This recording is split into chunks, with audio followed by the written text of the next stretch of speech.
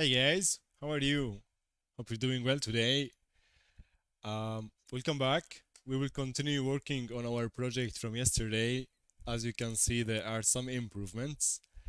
And the problem with this, we need to bake the light, just so you know. I after the stream, I baked the light, and this was gone. But for now, I'm gonna hide the stuff. But let's unhide for now. Let me know if you can hear me well, chat. I would really appreciate it so we can get started. And what are going to do today, you see this environment here, we are going to replace it with an improved version of the same environment. So I spent this morning working on this part of the project. So I changed the outside, made it better, and then I actually started blocking out the surrounding area. This project, as you know, is heavily inspired by Mirror's Edge Catalyst, one of my favorite video games of all time. I just love this game. So I've been playing this game so much recently, and I thought, all right, let's do something. And this project, of course, is a project I started last year but never had the time to finish. So today, this with these streams, we can finish it. So let me check the quality. All is good. Nice. Think if you can hear me, let me know. And let's get started. So in 3ds Max, I already separated all the layers so we don't wait much. And I'm using DataSmith to do the exports. Before I export, I'm going to rename everything as temp because still work in progress. And let's export now. And let's put some music.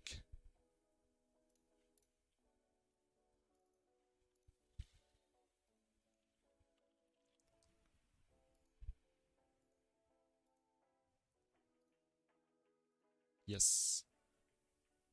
Hey, Muhammad. How are you, buddy? I think you can hear me well, right?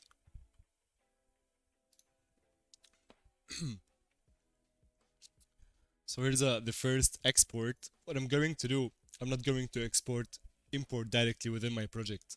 I made a map called it rooftop, and it's time to organize stuff at this point of the project. So I'm gonna double click this map, open an empty map, and then we will import our assets in this map. How's your day going, Muhammad? How was your weekend? All is good? Let me check. Yeah, seems everything is also good.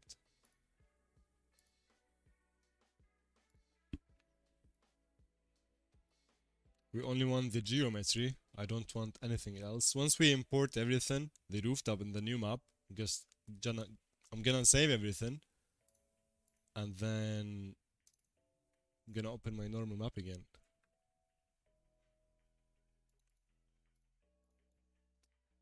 Now, if you don't have this tab levels, let me see if you can see it because I have the camera on tab. Yes, it's visible. I use this tab levels to save my levels here. If you don't know it or if not familiar with it, just click on window, open the levels, and now when we click and drag the level rooftop, it goes where it belongs. So since this is a DataSmith actor, we can search for it and move it like 600 units or more, give it the materials, check on it, and send it back. I'm glad you're having a good weekend, Mohammed. Jamin, hey buddy, how are you? Everything is going great for me, thank you so much. How about you? How was your weekend? So, looks good. There are some meshes that need some UVW mapping, so let's go ahead and let's select everything and give a UVW box modifier. It's okay. So I'm gonna do this and export again. Here's a rooftop.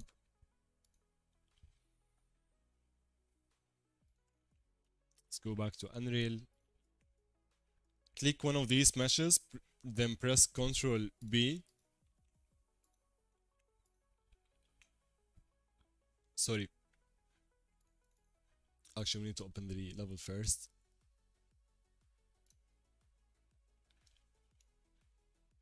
We should have something here, but interesting.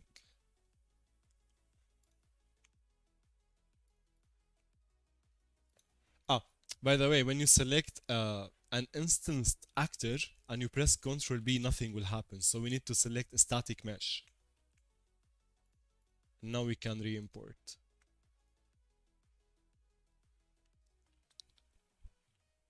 It messed up our import. So for now, I think the best thing we can do is delete this map and re-import everything all over.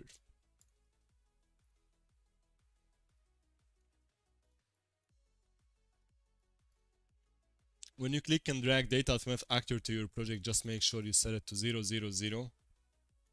And now you can see there is some mapping. The reason I do this is because I'm going to borrow some materials from below before I delete the old meshes. So this material, for example,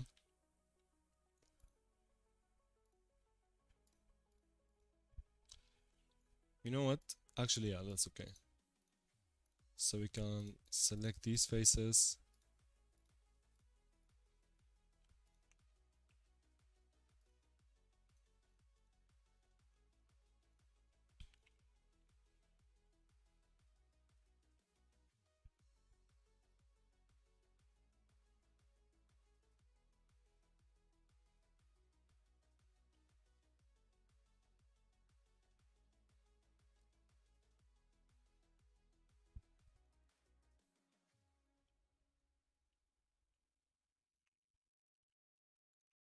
Just checking for everything if it's look good.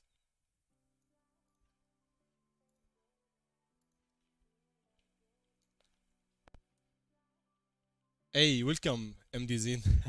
Alright, thank you for putting me on your second monitor.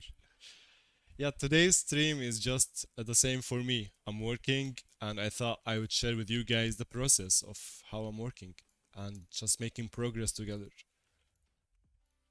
So keeping the stream chill.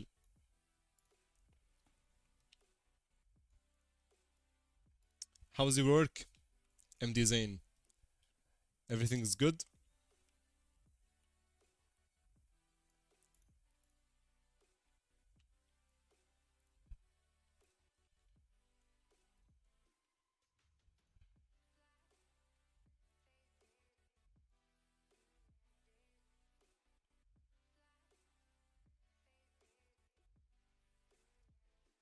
I was playing Mirror's Edge again this morning to get some inspiration. Took more screenshots. So took these. Ah, these are the same from yesterday. Ultimately, this is the look I'm going for the surrounding environment. I love this game. It's so good.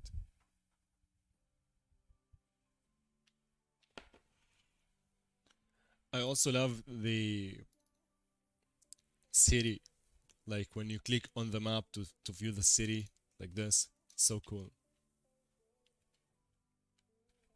Jamin, all good, thank you. Please, I need to know how to create menu for start, stop, interactive, and how to make buttons for change furniture colors and furniture itself. Suggest some video, please. I wish I could suggest a video for you out of the box now.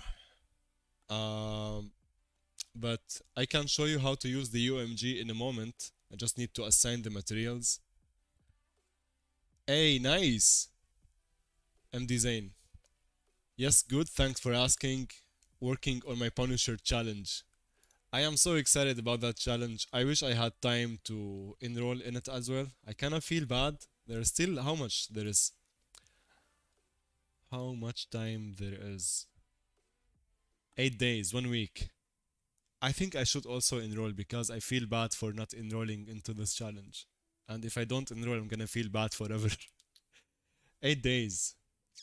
I have it on sticky note there. Uh, join Punisher challenge.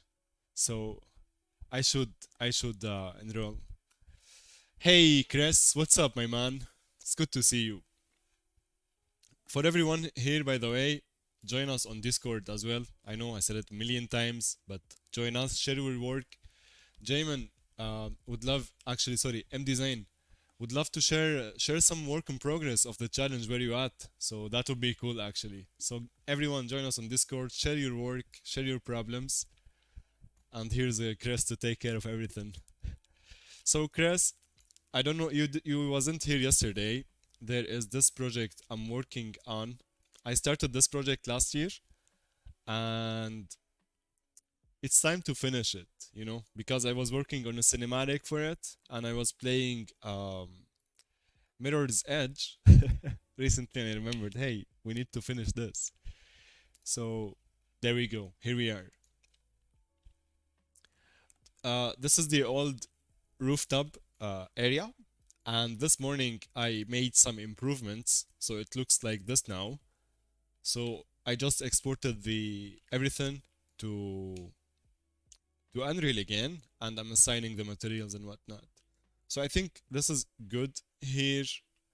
What I should be doing now is stealing more materials and assigning them on the meshes here. So that's what's cooking or popping, Chris.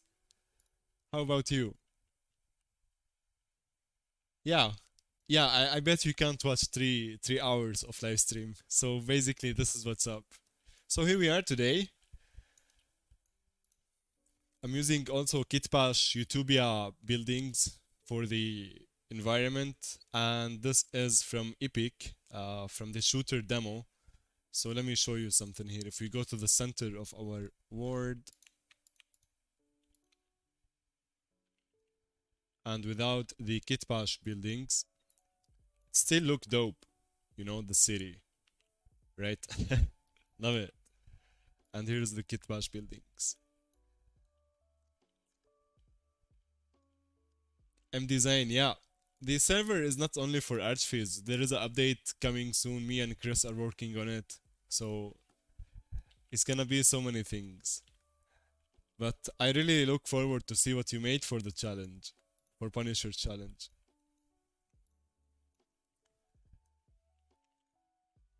So let's select these stuff. And by the way, Chris, look at this. I was messing around with Twinmotion today. I love it. It's so good. I love the library they have, like when you go to objects and like where are the cars? Oh yeah, objects, city. Nope. Let's say construction, and like you can just click and boom, add stuff. I love that they have people. So the characters, the animated humans, not you, the groups, yeah. This is super cool. Like just click and it will randomize for you. I'm still learning the controls, but it's so cool. So if we finish the this stuff, I prepared a scene I would like to export to Twinmotion as well and then do something today. Oh shit. The ArtStation link is not working? Damn it. That's why. Well, thank you for letting me know, Asmond. Here's the link, buddy. Thank you. I need to fix this. Yeah, by the way, guys, I always forget making advertisements. If you don't have me on ArtStation yet, check out ArtStation because I'm going to upload all the final results to ArtStation. And this stream is sponsored by our masterclass on Gumroad. So we have massive update coming on Friday, next Friday. Save 60%. Go check out the masterclass if you are interested in learning architecture in Unreal Engine. Now let's take this out of the way and continue on working. And thank you for reminding me, Asmund. How was your weekend going, Asmund?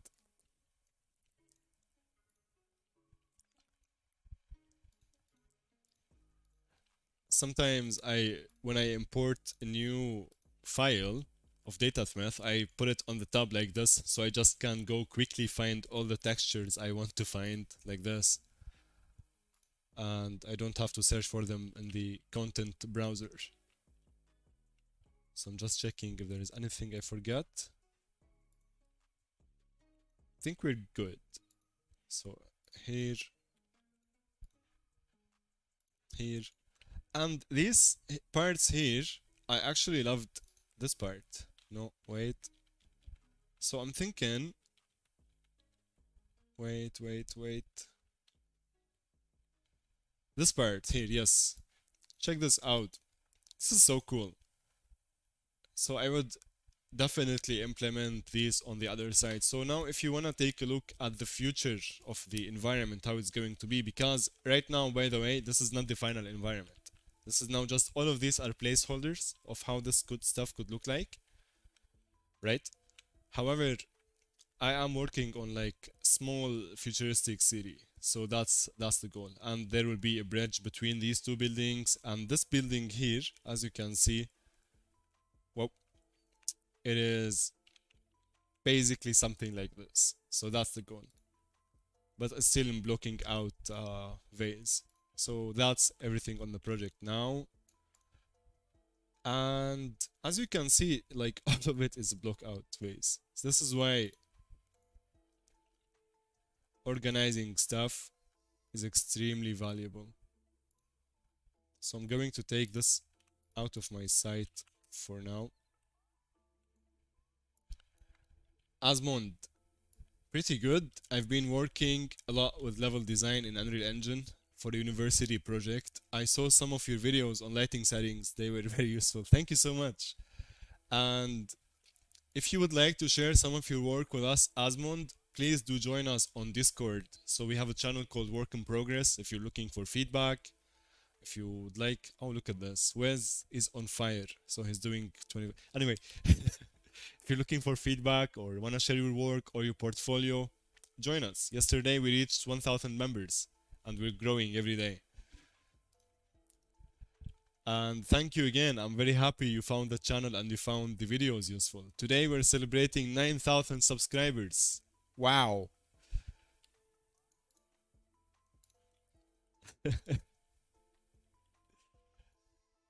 Awesome, man. It would be our honor to have you, buddy. There is a new course on Unreal Engine, by the way, on the learning tab on level design as well.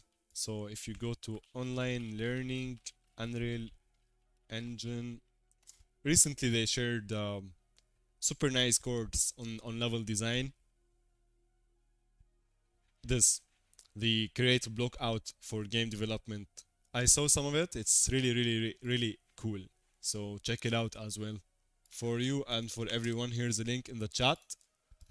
And here's a link for our Discord in the chat as well. Alright. So my next step would be deleting all the rooftop and then replacing this with it because this is the new one, right? So the best way to do that would be because we have so many meshes and it is, huh, I'm glad I had something like this. So usually to make sure my, like to check my selection. So these are not supposed to be here, the assets. Ha, thank you.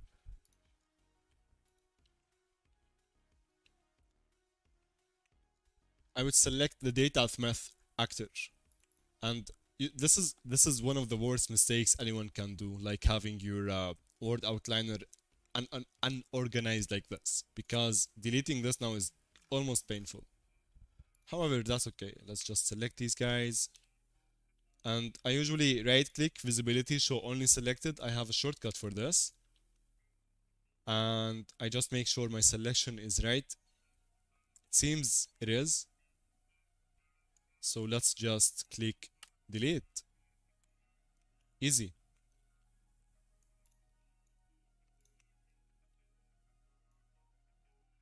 And we bring back our new rooftop, so we can just simply click on the data math scene actor and set it to 0 0 0, and it will go where it should belong, where it should go. All right, so for these places here I was experimenting with the floor, so we can do something like this.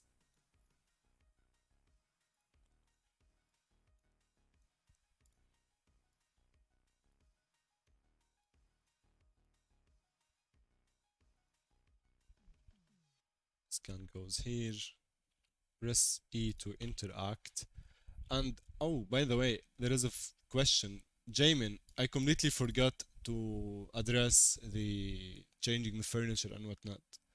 So let's find you something. I don't know. Honestly, there is nothing on top of my head. But what you need is yesterday there is a. So you want to change textures, right? If you are still with us, Jamin, let me know in the chat so I can show you how to change textures on your furniture and how to make that with the UMG. So let me know. I can cover that for you now. I can't remember, like, I would search YouTube for that, but it's gonna take a while. So if you're here still, let me know and I'm gonna do that for you, buddy. Until then, let's.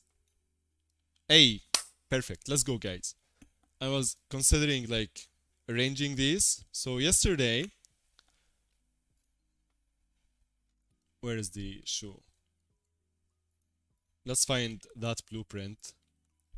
So yesterday, I showed the guys how we did. Let's just in there so we can see.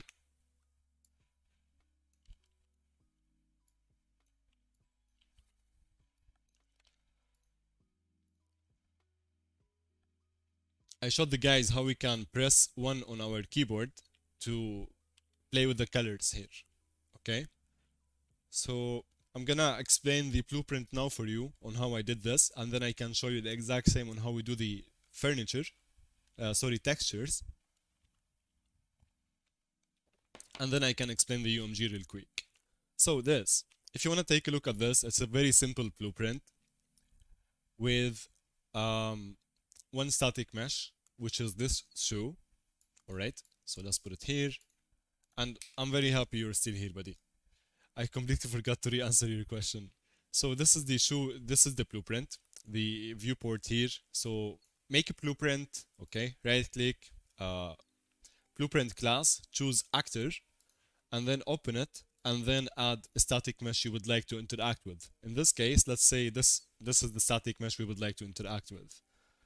And if I want to show you the material on this static mesh, it's a normal material with a texture, alright, multiplied with a color. And that's it, basically. And we call it M underscore Nike shoe. In the event graph, when we press 1, because we could have multiple blueprints in our level of the same class that we want to interact with. So let's say like there is really many, not one. If you only have one mesh, you don't have to do the get all actors of class, then choose the same blueprint again, then for each loop. So let's say you want to do this, you have many shoes or sofas or whatever like this. Once you create your blueprint like this, and let's say number 1 is to interact with the blueprint, so right click and search for 1, or let's search for 2 now. So we reconstruct this again all over. You need to bring the shoe, okay? And when we press number 2, let's print string and call it num2 pressed. Alright? So we know it's pressing. When we press 2, we get the print string. What we need to do next is get all actors of class, search for this, and then this blueprint. So if you search for it, the blueprint you made, get it. So let's go back to the blueprint, click assign here, and from here, drag and search for each loop, like this, and just connect it also to get all actors of class. And from here, you want to drag create dynamic material instance. So do that as well. Then from each loop, connect the array element to the, not this create dynamic material instance, delete this. Drag from the array element and search for create dynamic material instance. It will create an object for you with the shoe, so it has the exact same name, and it will connect it to the target. So also connect the executable pin to the executable bin like this. And in the source material, you need to select your source material. In our case, it's the material assigned on this shoe. So it's this one. Okay, so browse for it, or if you remember the name, just type it here. Or if you select it in the content browser like this, click on add source material. Then in yesterday's example, because I wanted to change this value, the color, we dragged from this and we made a parameter, call it, a node, we called it, it's called set vector parameter value. Okay, so basically, set vector parameter value. You can find it under the rendering material, set vector parameter value, and then you can just connect stuff. All right, just make sure in the parameter name you have the exact same parameter name here, which is color. All right, and there is basically, let's copy paste this, and what you should usually get is something like this, right? And the value, because I want a random color, I broke this value like split struct bin, so we have value RGB, and then I just search for random float, and this is a node that gives you a value between 0 and 1, and I connected them here. So basically, this setup here is how you can change colors randomly, or you can set whatever colors you like here in the RGB.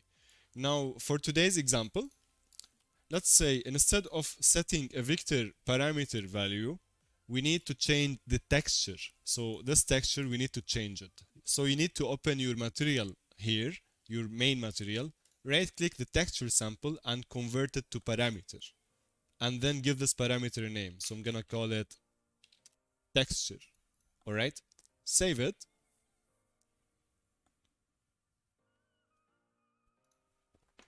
And from here,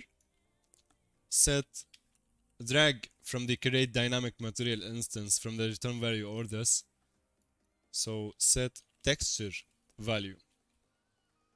Set texture parameter value like this, and then connect this guy here. And in the parameter name, we need to put the exact same name here, texture. So texture, and in the value, just set whatever texture you like.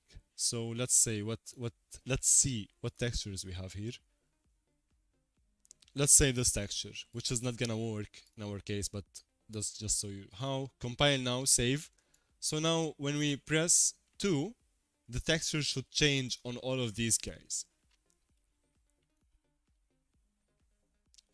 So 2, as you can see, the texture changed. And if you press 1 again, different value, 2, texture change. And you see here number 2 pressed. Alright, now how can we create this into a user interface? I'm gonna show you real quick. I hope I remember how. So I'm going to right click, go to blueprints, and we need to create, no, not blueprints, sorry. Go to user interface and create a widget blueprint. And let's call this guy UMG or widget blueprint or whatever, and then let's call it simple, give it a nice name. Simple. Something more creative than this. And let's open this. So there are so many ways to make blueprints talk to each other, all right? For me, the easiest way I found is when I store in the game mode a value that I call between my blueprints. I hope I just remember how. So let me check. So I'm gonna open my third person character game mode, and I'm gonna make here event dispatcher. Call it change texture. But before we do that, let's go back to our UMG sample. From here, let's make a button, and let's call it change texture first btn underscore, so it's button. And now let's go here, get this button, click on the button on the variable. So this is our button here, okay? And on clicked, But before we add it, we program the stuff. So actually, yeah, on click, let's print string. So let's call it A. Actually, let's call it 9K. A. Today is 9K subscribers. Did we hit it yet or not yet, guys? Let me check. I've been reloading the page since the morning. If we got this 9K or not yet. Not yet. If any one of you guys here is new, make sure you subscribe so we can hit that 9K. Thank you so much in advance. And also hit that like button on the video. You would help me so much. Now let's add this UMG sample or thingy we just did to our game. So when we press play, we have it in front of us. The easiest way to do that, let's go to the level blueprint. And on event, let's make it when we click. Oh, is the camera working? Let's check. Sorry. Yes. Hello. Camera is working. So when we click 5, let's say, let's print another string. Stay hydrated. Hell yeah. And let's say here 5 rest. Let me get hydrated. Let's click play just to set test number 5. Yes, it's working. Now, I can't remember which was exactly, but what I love about Blueprint is smart. It will just help you achieving what you're looking for. So we know it's UMG or something. So let's type UMG. Uh, Nothing. Let's type draw UMG widget perhaps.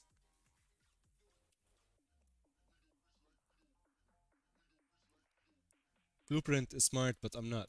Create widget. So yeah, search for create widget and let's search for the widget we did. We called it UMG underscore simple, right? I think I'm sure 100% there is something missing, but let's see if this is going to work or not. So let's save our widget as well. If we completely forgot, we can just quickly Google the stuff. And also, let's go to our widget here and let's make sure it's in the middle of screen so we can set the anchor here in the middle, and let's make it a pretty large button. Compile, save. Let's click play. So there is something missing on my end.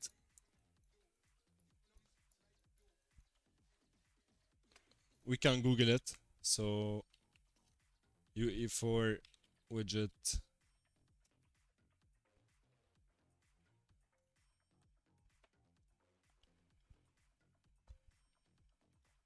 Ha. Add to viewport. So what about owning player? Okay, so let's just add to viewport. I think this should work. So I'm gonna press 5, and as you can see here it is in front of us on the viewport, which is nice. Now we know how to add the widget to the viewport. Let's go here and set texture.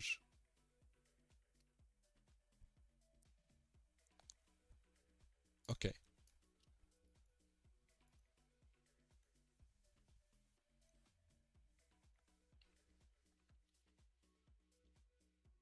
The event dispatcher, there is something I just need to test.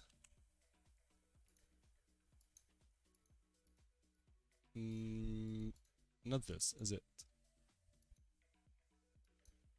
Not this. So basically, the way the easiest way for me I found is when I create an event dispatcher and I somehow dispatch events between blueprints. So was it here or on the character? Where did I used to do it?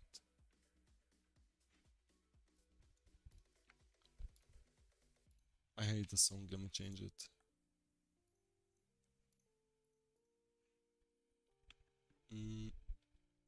Trying to remember what was exactly. Ah, so this event dispatcher call bind. So let's go back here to the UMG and let's give it a better name than change texture. Let's call it Jamin. Call Jamin. So let's see.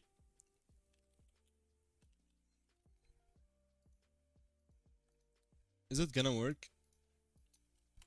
So actually, let me open the project, the old project, so I can remember, so we don't spend too much time here. But it's gonna be useful for everyone. MC unit should be this project.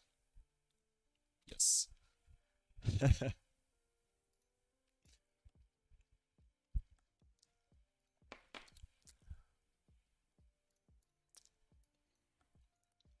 So there is a way to dispatch stuff. So how exactly? Bind, assign.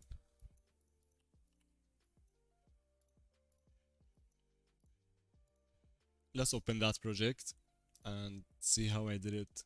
There are better ways, by the way, 100%, but that's what I'm familiar with now.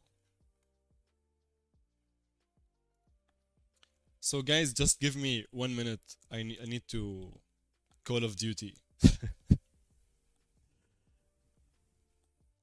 Be back in a minute.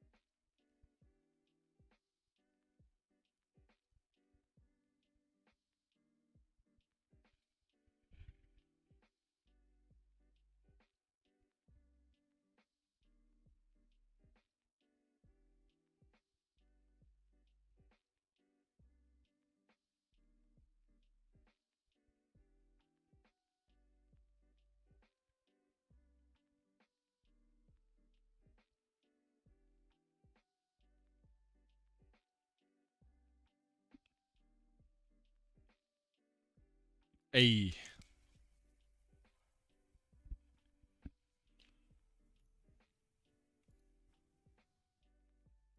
the live stream's good. Nice. So this is the apartment from our master class. The old one.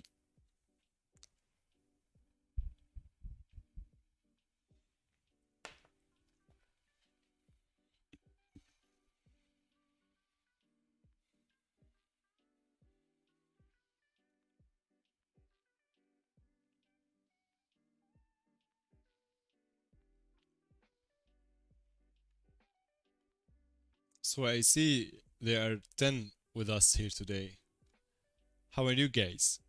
How is it going? While this is loading, Jamin, let's continue working on our main project for a sec.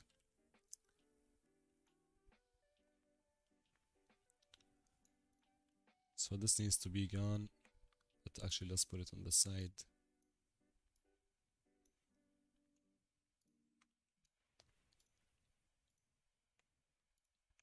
Okay, our project opened, not yet.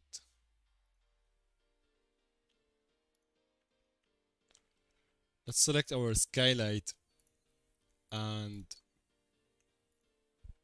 disable the real time for now. So when we isolate meshes like this, they would still have some color to them.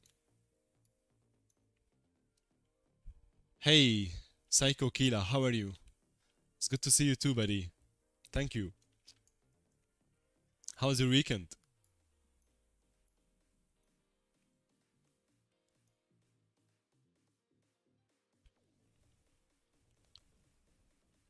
Let's do this.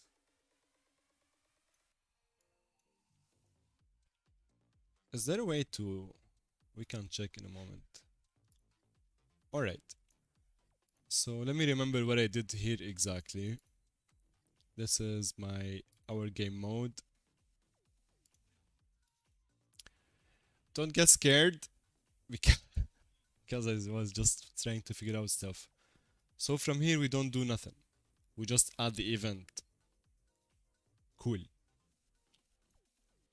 And on the UMG then, let's say the kitchen. Thank you, Dragon. The water is the default water by Epic in the Unreal Engine 426. So let's open one of these. So here's the floor. So it was like this. Ah, okay. That's why. When we click on that specific button, we need to cast to the game mode we are using, for example, or where we saved our event dispatcher. So get the game mode or whatever, then call that button. That's step number 1. So let's go back to our UMG. And Dragon, I will let you know about the water in a moment. It's the native water plugin within Unreal Engine 426. So here we need to get game mode. And then, what was it? Cast to game mode.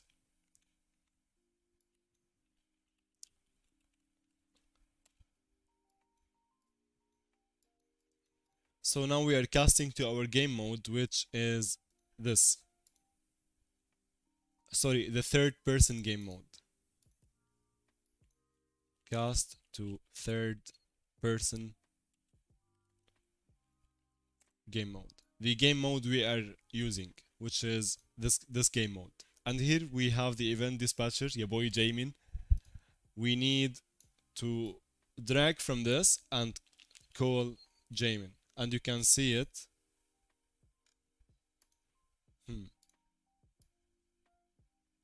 Is it going to work? Hopefully. Let's see. Okay. For now, I had to disable context sensitive in order to call Jamin. But let's see if it's working or not. The next thing we need to do, let me remember then. So let's say this is the actor we're interacting with. So what we're trying to do here, guys, is when we click play. Hey, Psycho. Excellent weekend. Hope yours was good too. Mine was great. Thank you so much. Closing in 1 a.m. here, so alright. Have a great evening, my man. Sleep well. Victor Lee, how to setting render when use ray tracing? Please help. We will take a look at that now. What do you mean? Can you elaborate more? You mean render as a movie? Or what? Okay. So this is our blueprint, the mesh we are interacting with. And don't get scared, because there is so much stuff going on. But it is basically, forget this. I learned so much from this project. There we go. So bind event to something.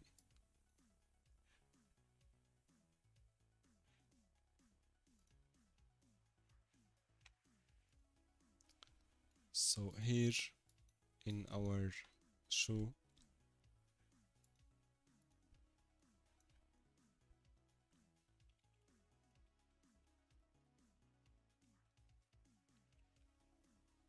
honestly, Jamin, it seems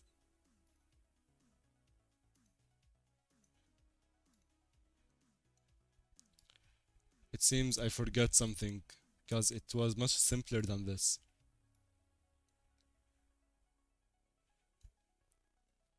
This is gonna scare you.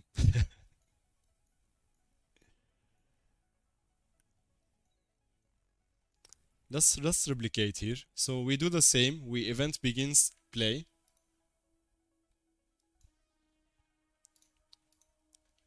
Let's go back.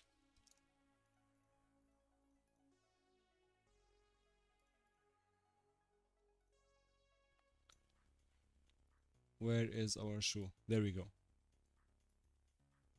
So an event begin play. We also need to get game mode and cast to third person character, which is the same game mode.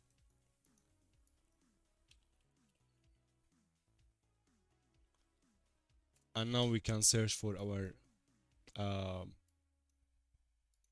the cast, the variable, the event dispatcher we made in our game mode, which is Jamin. And from here,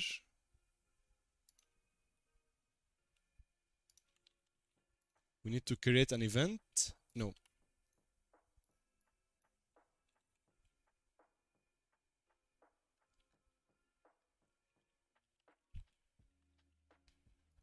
How did I do that?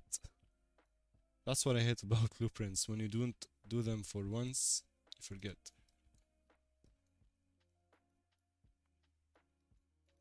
So create custom event. So create custom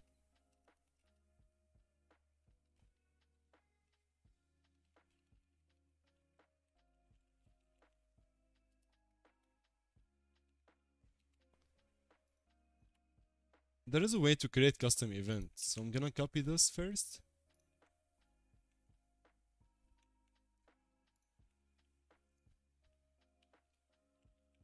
Oh, add custom event like this. And now we need to the delegate connected to event like this. This is much more complicated. Okay, and now set material, which is this guy.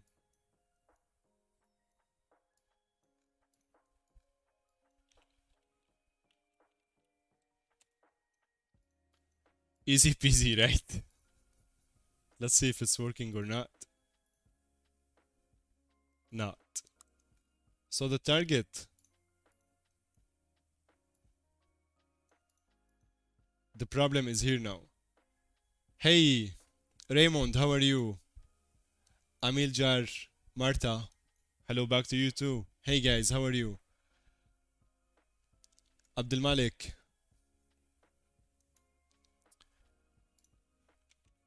Trying to remember how I did this stuff.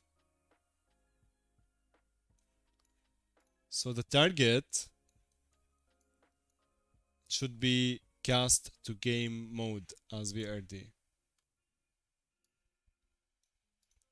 So here's the problem.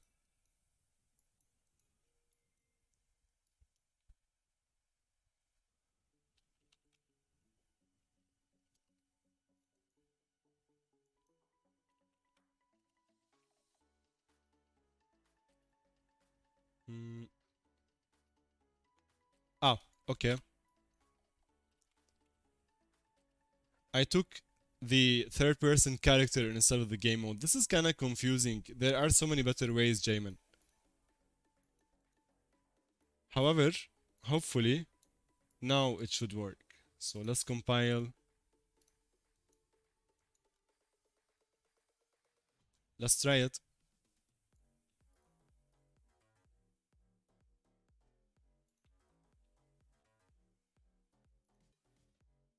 We need a way to show our mouse cursor. So how we do that simply. Event begin play. Show mouse get player controller.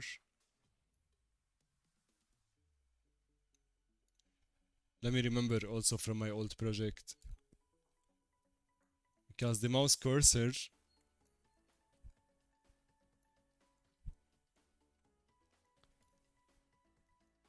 it's a custom variable.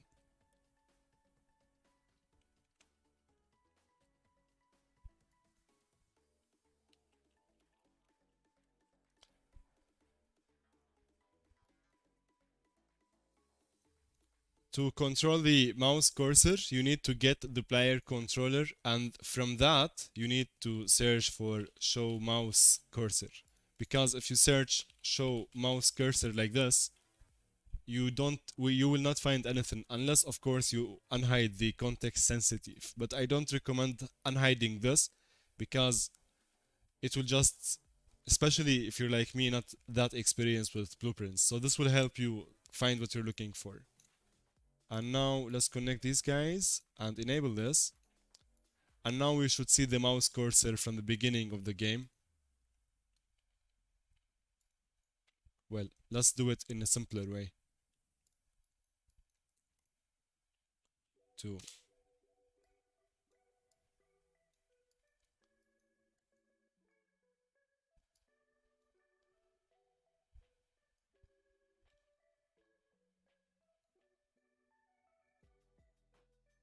Let's make it number 3.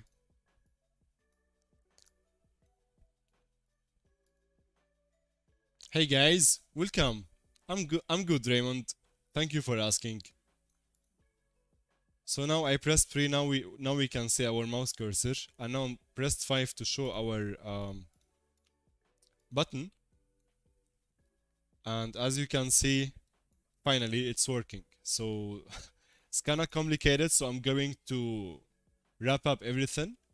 Okay, so the easiest way to change or interact with materials is just by using the keyboard. But if you want to create UMG, give me a second. Let's check the chat. Hey, that's Skull, my man. It's good to see you. Awesome, guys. So let's wrap up this quick lesson about the how to change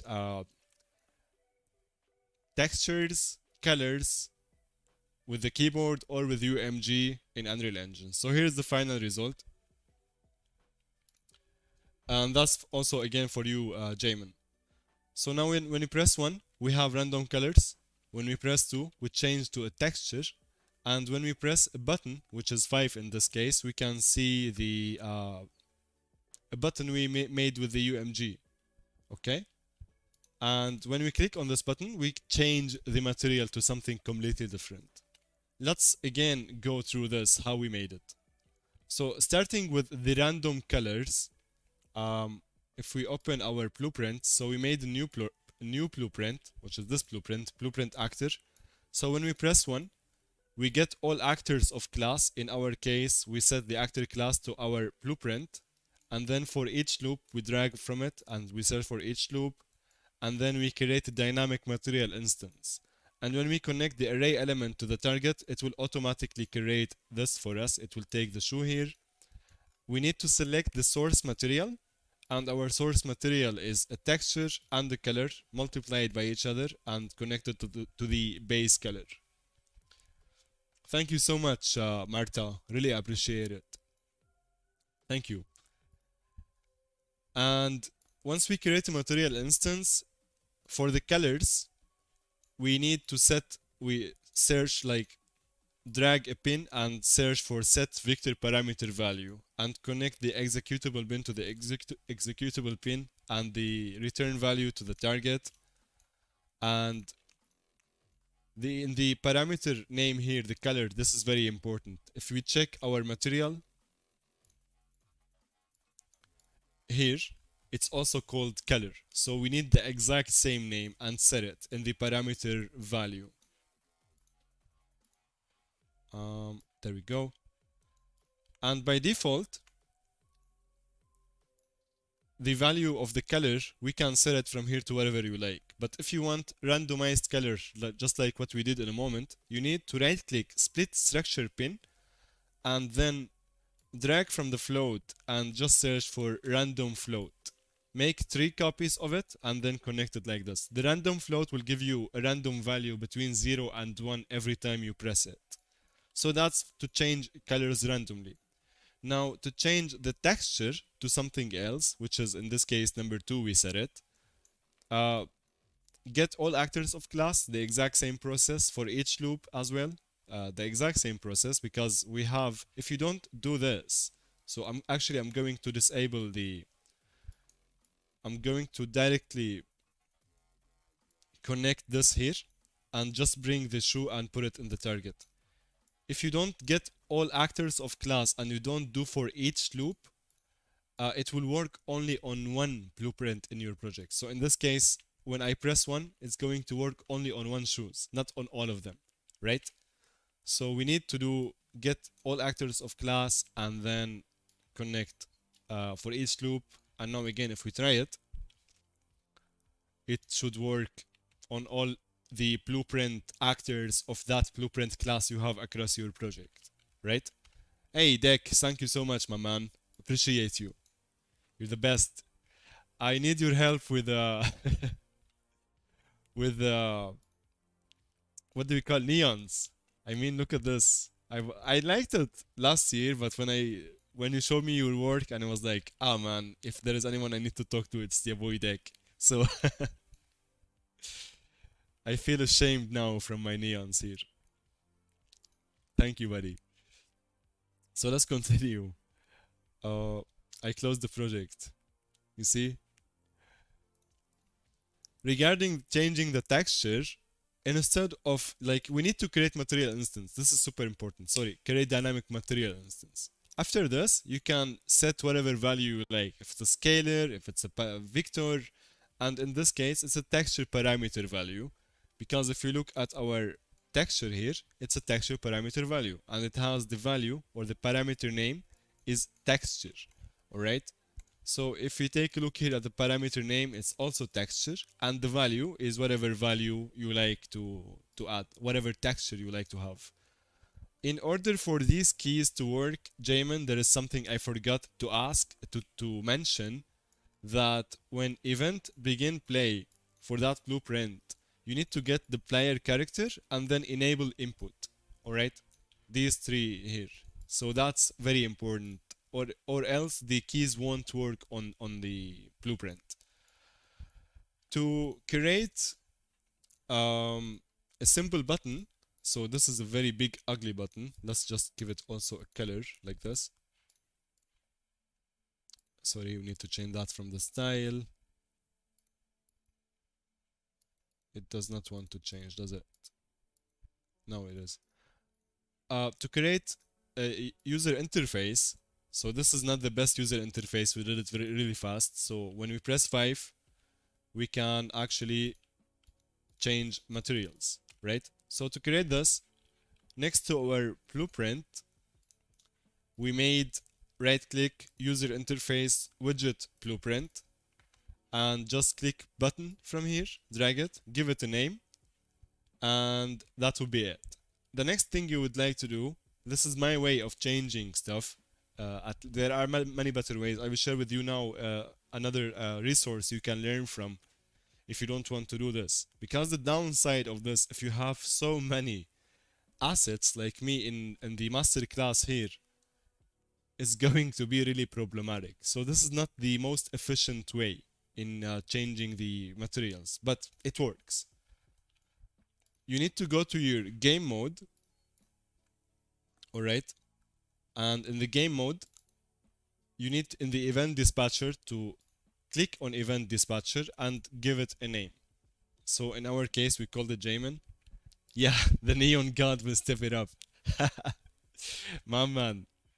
I will share with more info on this project with you. It's a personal project I'm doing as a fan of Nike. But yeah, it's a fun project. Once we create our event dispatcher, guys, that will be it regarding the game mode.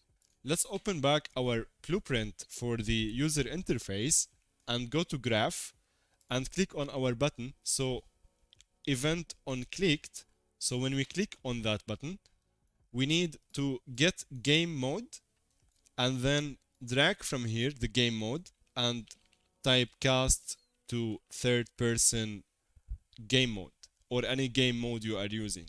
Once you do that, when you also drag from here and search for the button or the event dispatcher you did, you can find it here. So in our case, you need to search for call, then the event name you did it. So in this case, it's called call Jamin, and just connect these as just like this.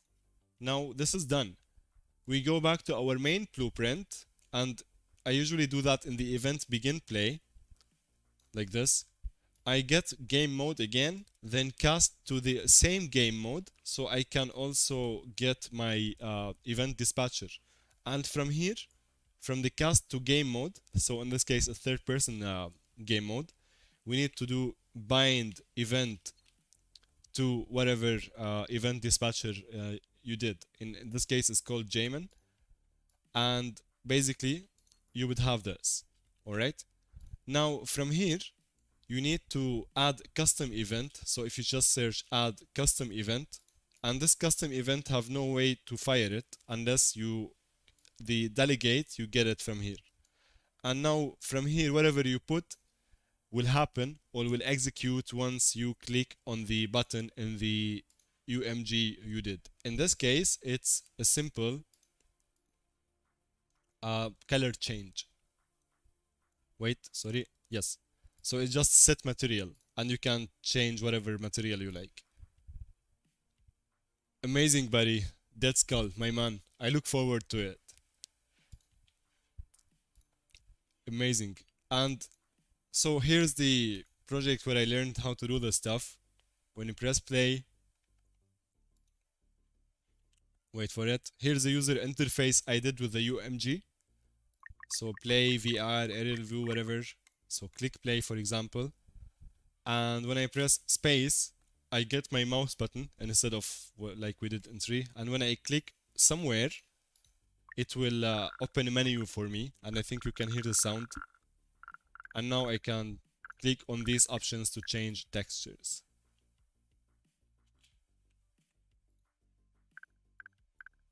Right? Easy peasy. Kind of.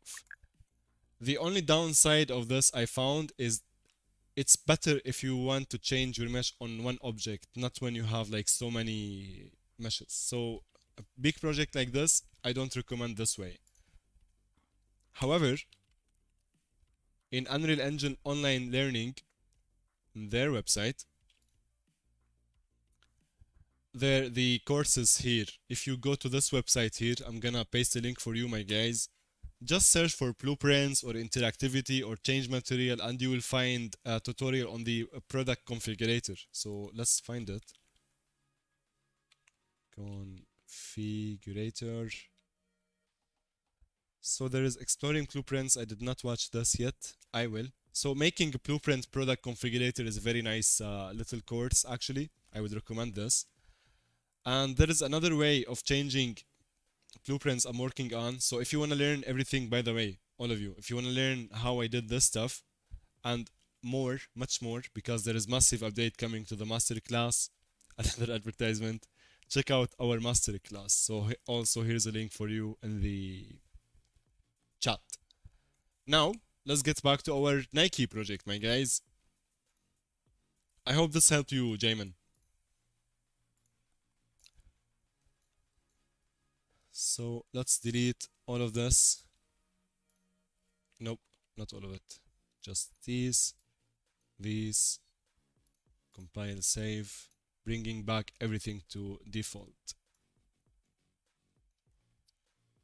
Regarding the user interface, I forgot to explain this to you guys. When you create a UMG, let's say this user interface, this is what you want. You need to, the easiest way to call this is through your level blueprint. Or other ways, of course. I don't recommend using the level blueprint that much, but for the sake of this tutorial, I made it when we press 5 or space, just like in the master class. Create UMG, simple, create UMG, so create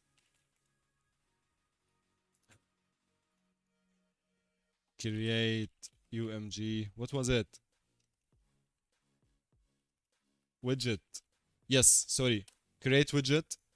And from the class of the widget, just set the widget you did. In our case, it's called UMG simple. Just set UMG simple. And then out of this, add to viewport. Like this. And that will be it. It's my pleasure, Jamin. And if you still have any problems, join us on Discord. I will also try and help you there. And the community as well. So let's close everything, my guys, and Yeah, let's save.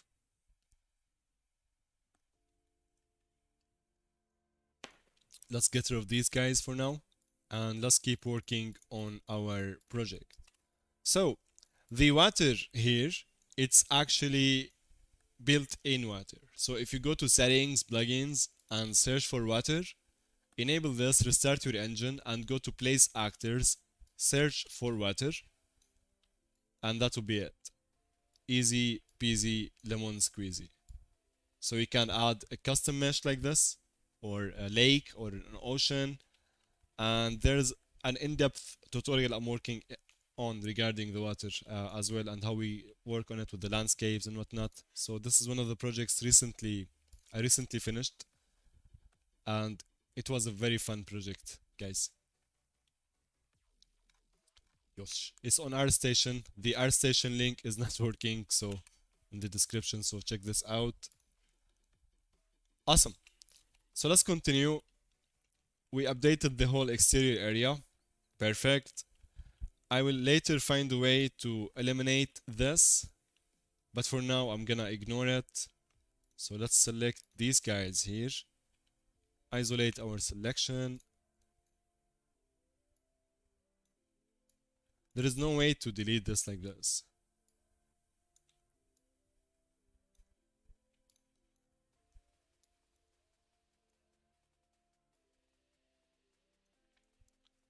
So let's extend the water. Here is the 30 minutes past.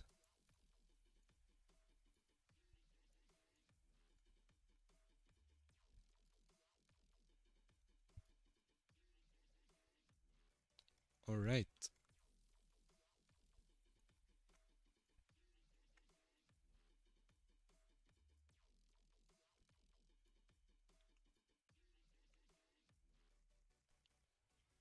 Scale this down a little. And let's scale our water down as well.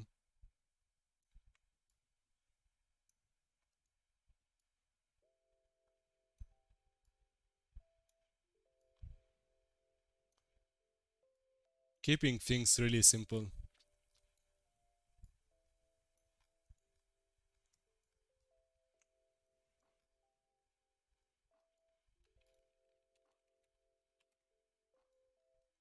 Hey Badal, how are you, my man? It's good to see you.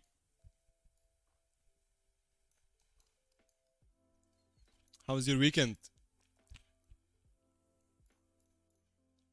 Let's copy the Z axis.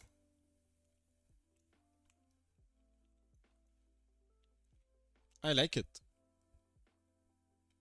I honestly like it. To fix this part a little, well, not to fix it, what I'm going to do, let's just check here.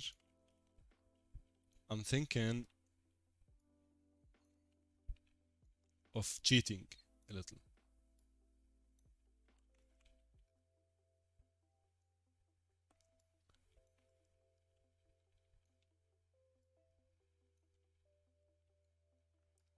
Happy weekend, happy life.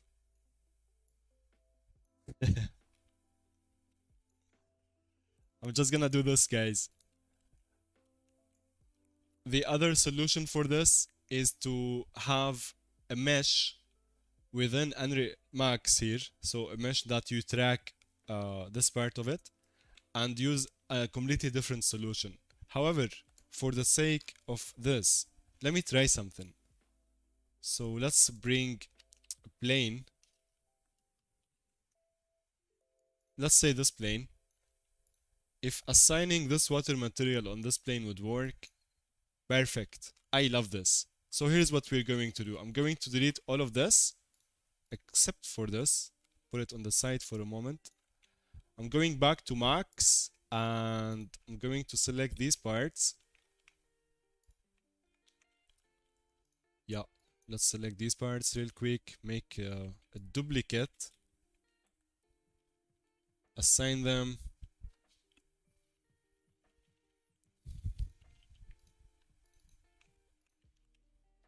Select the top part.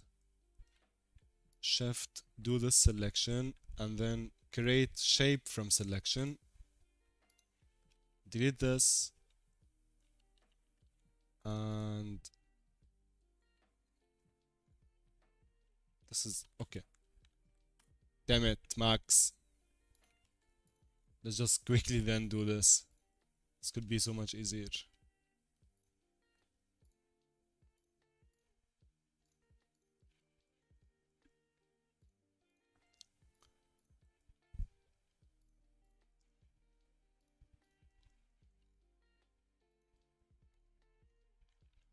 Connect this with here.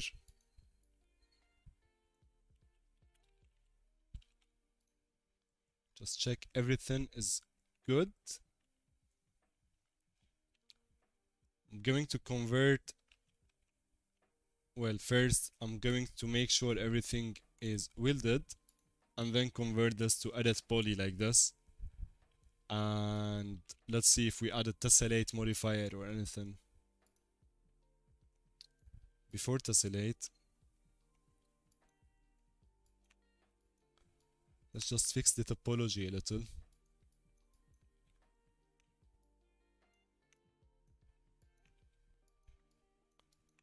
It's like very quick solution. I'm not really concerned yet because I'm still in the conception phase.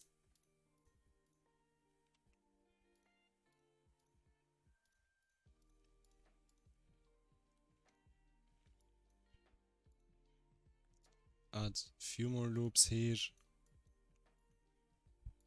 Few more loops here. And let's call this water lane. Alright.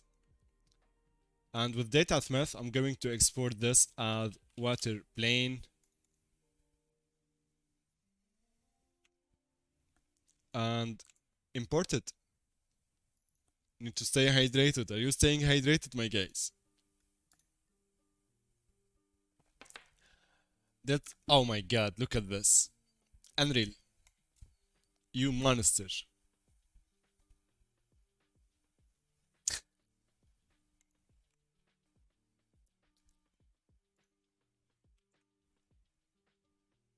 Let's close these. Let me update. Should we celebrate yet? I didn't bring my beer. Let's open our main word.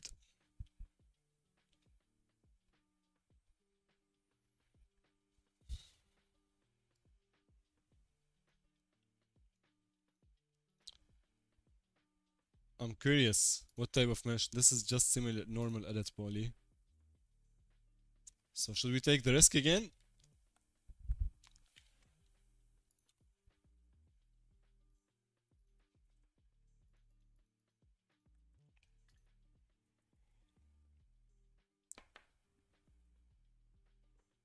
Interesting. Okay, in this case, keeping things simple, I'm going to select this mesh and we will use a script called UE4FBX exporter. It's you can find it on Google. If you search for TS tools for Unreal Engine, you can find it. So let's export. Hey, Vladimir, my man, how are you, buddy? How's your weekend, Vladimir? Did I pronounce your name correctly, Vladimir? Volo? Wait, no, it's not. Volodymyr. Volodymyr, right?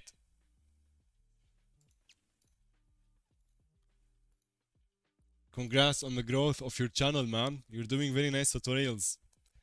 When you will start doing English, though, bruh? I'm started to learning Russian from your tutorials.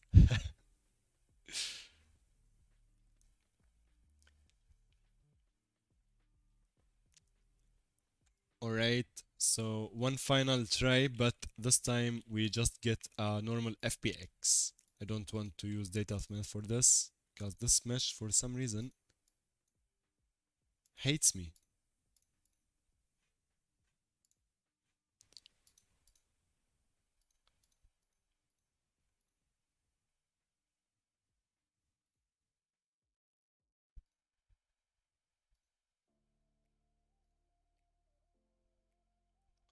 Ah, it's Vladimir. Okay, So the difference is in the letters. Vladimir, easy peasy. Right? Did I get it right?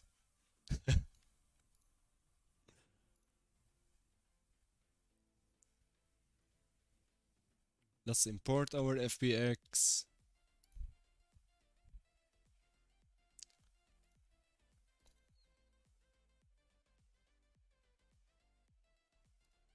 We don't want mesh collision. We don't want the song. And let's move this where it should be. I'm okay, just finished recording the next tutorial about frosted material glass. Nice, nice,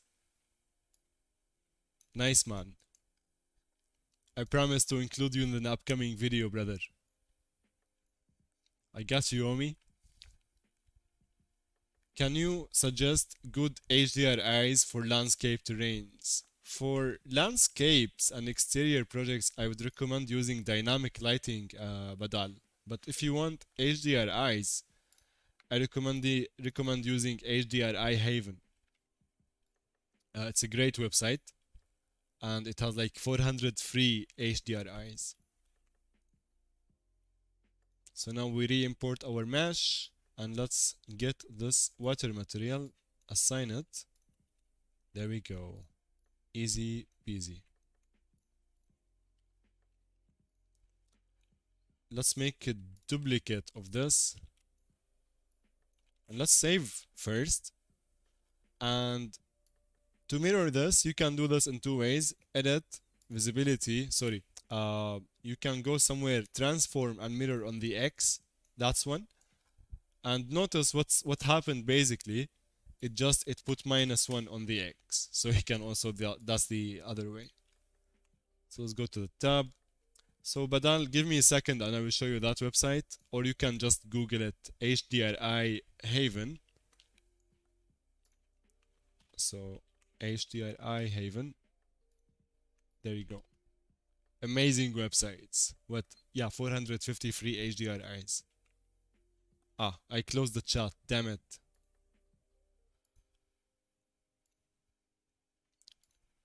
Let me do this again. All right. Well, English is just practice. The more you do it, the more natural you will get with it. Like, I understand none of us are native English speakers, and by looking at the content you're doing, it's really good. So trust me, no one cares as long as you make like very good tutorials. That's the only thing everyone cares about. And your tutorials are really good. Like, you're showing things that look really good. Even though I don't understand things, I like, wow, I'm trying to learn this. So I follow you with like your mouse and what are you clicking on and whatnot. Step by step, Vladimir. Step by step, brother. Oh, buddy, you don't owe me.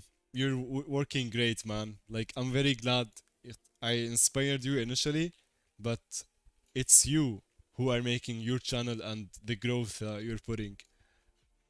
Uh, it's you, buddy. You're doing great job. Keep it up.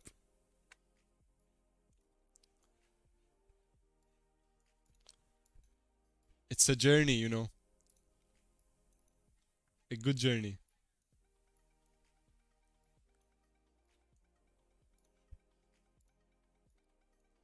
So assigning some materials.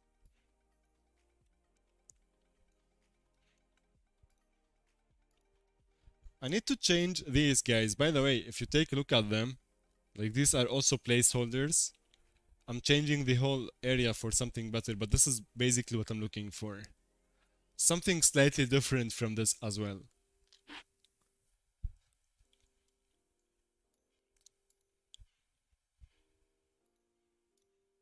So here, here. Keep up the great job, man. I'm proud of you. I'm very happy now I got your name right. So in the next video, I give you the correct shout out.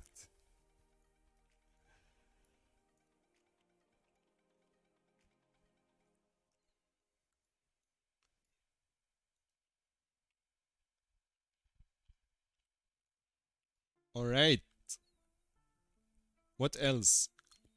This ugly TV should go away. Please go away. I don't think we need the logo, but let's hide it. Um, this area.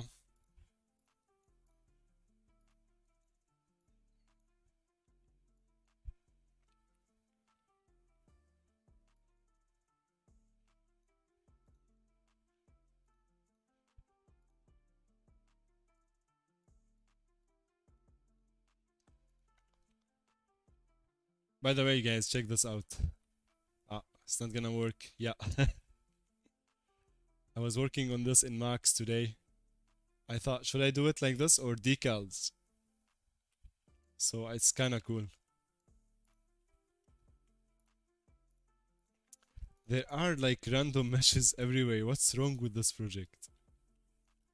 Get out of here. Stay hydrated. Yes. Cheers, guys. Vladimir, thanks, man. I go grab my coffee and enjoy. Oh, thank you. Cheers. I wanted to go buy some beer, but there is today lockdown and they don't sell in weekends thanks to COVID. I hate COVID, man. It's time to stop.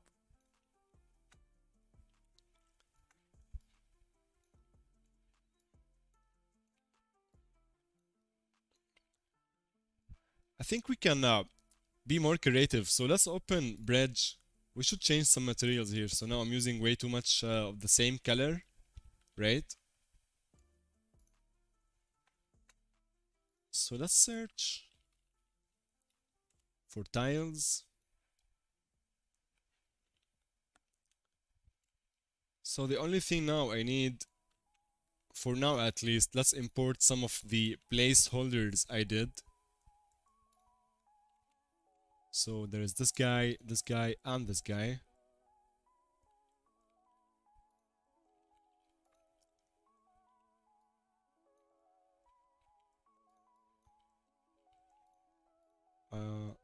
And for the light map bakes, just to make things slightly... Okay, I'm going to detach this part here. And let's rename this S temp env, or actually S for static mesh, env environment, then temp. Rename, export, env temp.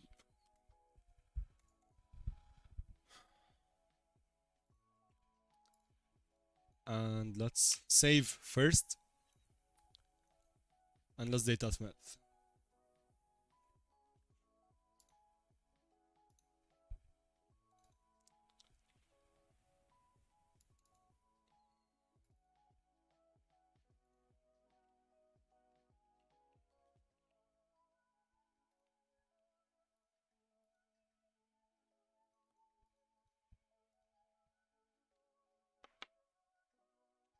I keep forgetting to assign UVW.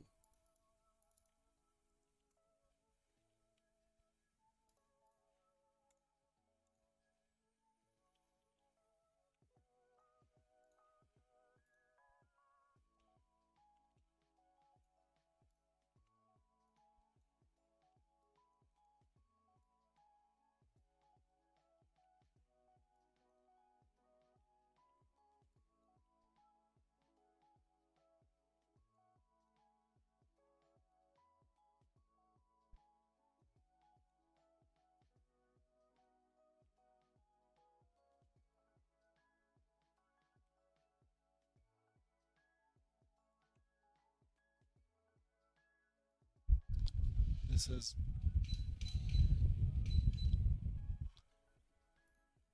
It was so hot, guys, today, you have no idea. The AC is broken for like 2-3 weeks now, and no one wants to fix it. I called the company multiple times, and they just...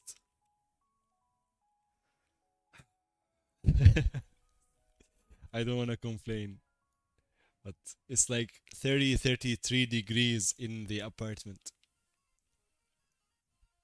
Celsius. It's like hell. Badal. Brother, I'm in dilemma between learning Blender, Cinema 4D, 3ds Max, Revit. Please help. I am an architect. Okay. Badal, if you are an architect, what is like, could you tell me, for example, what your normal day of work looks like? Like, are you going to create architectural drawings or architectural visualizations? Because there is difference. If you're going to create like detailed architectural drawings, you need to go with something like Revit, Rhino, AutoCAD. Well, not AutoCAD, is outdated. So Rhino course and Revit, these are your stuff to go. Like if you're looking to create something that's truly detailed, like for as an architect. If you wanna use Unreal Engine, visualize projects and like work in architectural visualization. For me, I used 3ds Max for 10 years, so I would definitely say, hey, you learn 3ds Max. If you are just mainly specialized in computer graphics and whatnot, I would say learn Blender and 3ds Max. But as an architect, you need to know your tools. So I would definitely recommend Revit or Rhino. I know so many architects using Rhino these days. So yeah, you need like as an architect, you need to use your tools, brother. Hey, Kana, thank you. Thank you so much. This work is heavily inspired by the game Mirror's Edge. So I go into the game, take some screenshots, and working on this project. I'm glad you like it, Kana. So yeah, and these buildings are from Utopia, Kitbash 3D. Very nice buildings. And the ones behind them are from Epic, the shooter game I showed you yesterday, guys.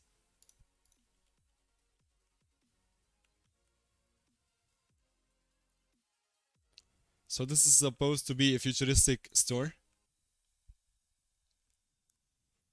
Fan work for Nike. And we are getting there, guys. Slowly but surely. Use emissive for static. So when we bake the light now, I'm going to bake the light, take like 5 minutes rest. Yeah, this building is nice, but standing from this point of view, we need to do some stuff to it. And for this building here, actually, I was thinking, I took some screenshots yesterday that I really loved. These. Stuff like this.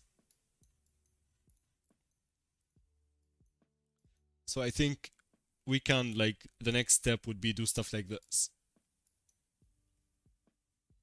Here's another picture.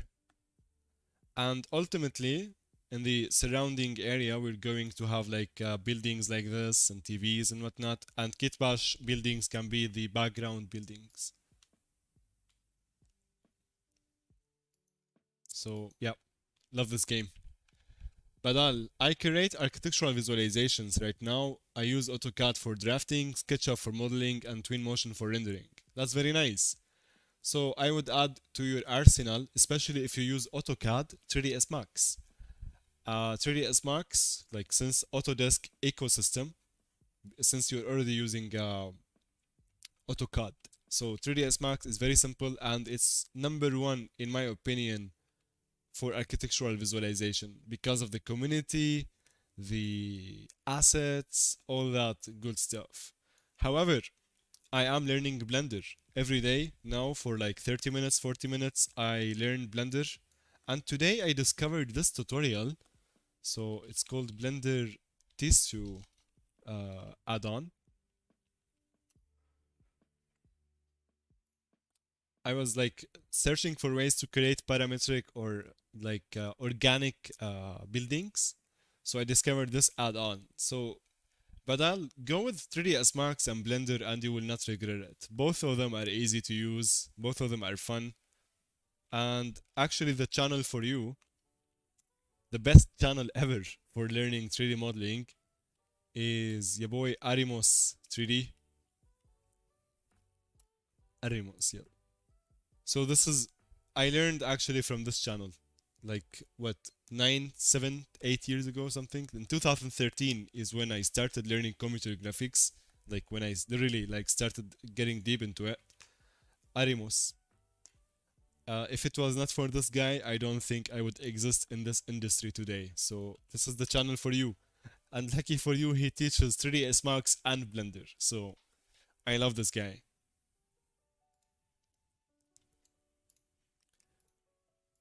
Let's do this.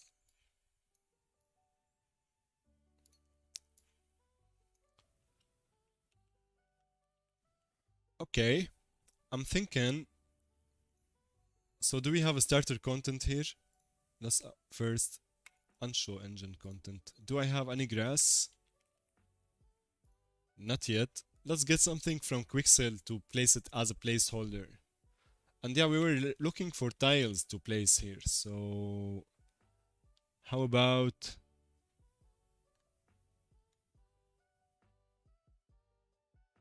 mm, this is kind of old. We need something futuristic.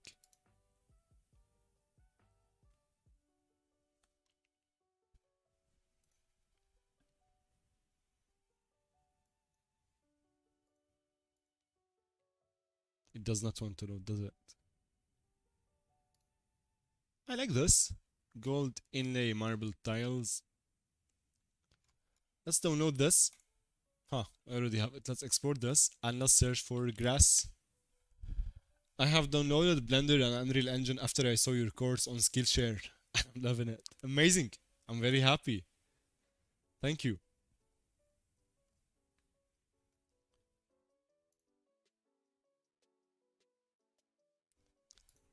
So let's get this. Before we do though, there is this problem with the metallic. I don't know why this keeps happening, but let's disable metallic and let's perhaps select this. See how it's going? Oh, we don't see anything because of the water. So let's make it really bigger. Let's go to the tiling and put it on 0.2 by 0.2 perhaps. Yeah. However, let's assign it here instead and let's assign this here. Or actually do this. I like this black outline, to be honest. So what if we do this?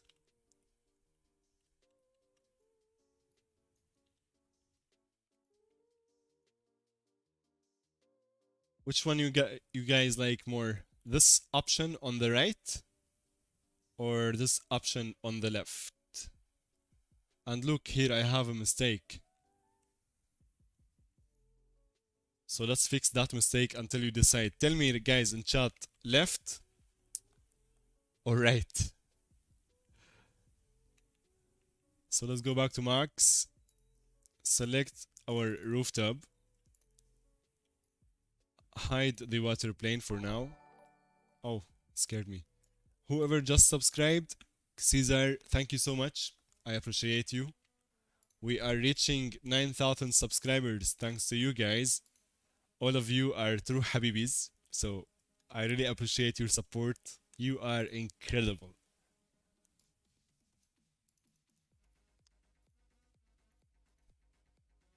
So let's chamfer like this perhaps.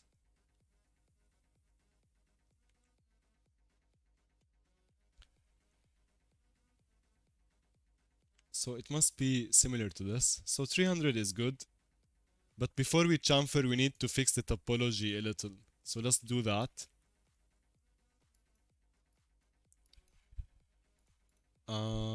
Hey, Xavier, it's good to see you, buddy. How was your weekend? How was your projects? Did you finish your current projects or what? What's up? All right. M design, right, gives me more cleaner look, more futuristic in my opinion. The right? This one. I like this one more. On the right. John Artis, I think compositionally the right fits better. The spolder and stands out very nicely. I agree with you as well. Varol, true Habibis. Yes. Alright, guys, let's go with the right. Regarding Blender tutorials, um, let me remember. Obviously, there is your boy Blender Guru. I learned Blender from him from the beginning, and mainly Arimos. Arimos 3D. I sent you a link in the chat. He is my favorite guy when it comes to learning Blender. So yeah, actually, look at this. This is so cool.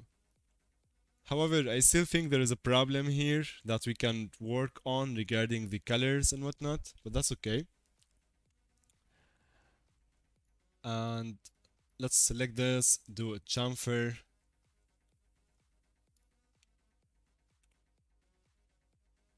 Let's select these, connect, connect, delete this, and delete this. Let's select this, copy, mirror, delete this, add a UVW map just in case. And now the beauty of data.math again. Sorry. All of this, I can export, replace my old. Here's another hour gone. I need to take stretch for 5 minutes. I set 30 minutes timers to remind me to stretch. So what I'm going to do is to re-import the rooftop. So yeah, now you can see here it's much better. Blender for Archviz. Okay, Blender for Archviz. That's a good question actually, Badal. I don't know. I'm not learning. Actually, yes, yes, yes. Wait, wait, wait. There is the guy I was watching today. Blender Tisu. This add-on. What is his name? Yes, this guy actually. I discovered this channel today. UH Studio Design Academy. He makes actually very cool tutorial using Blender for Archviz. Very nice stuff. So check him out. Alright. Uh, maybe try turning down the darkness. I think so. Regarding this part here, right? This is way too black. The initial idea here, John, is if we look at this reference, so I may even need to change the complete floor. It is somewhere. Damn it. Can't find the image. I keep yeah, there we go. I was thinking something like this. So perhaps when we add some lights and make it less noisy, because now this is way too much, it could be something. However, it does not look right until we build the light. Once we build the light, it's going to look exactly as we want it. So that's that. So let's click build light, but let's make sure everything is set on preview first. And where is our text document for the light bake?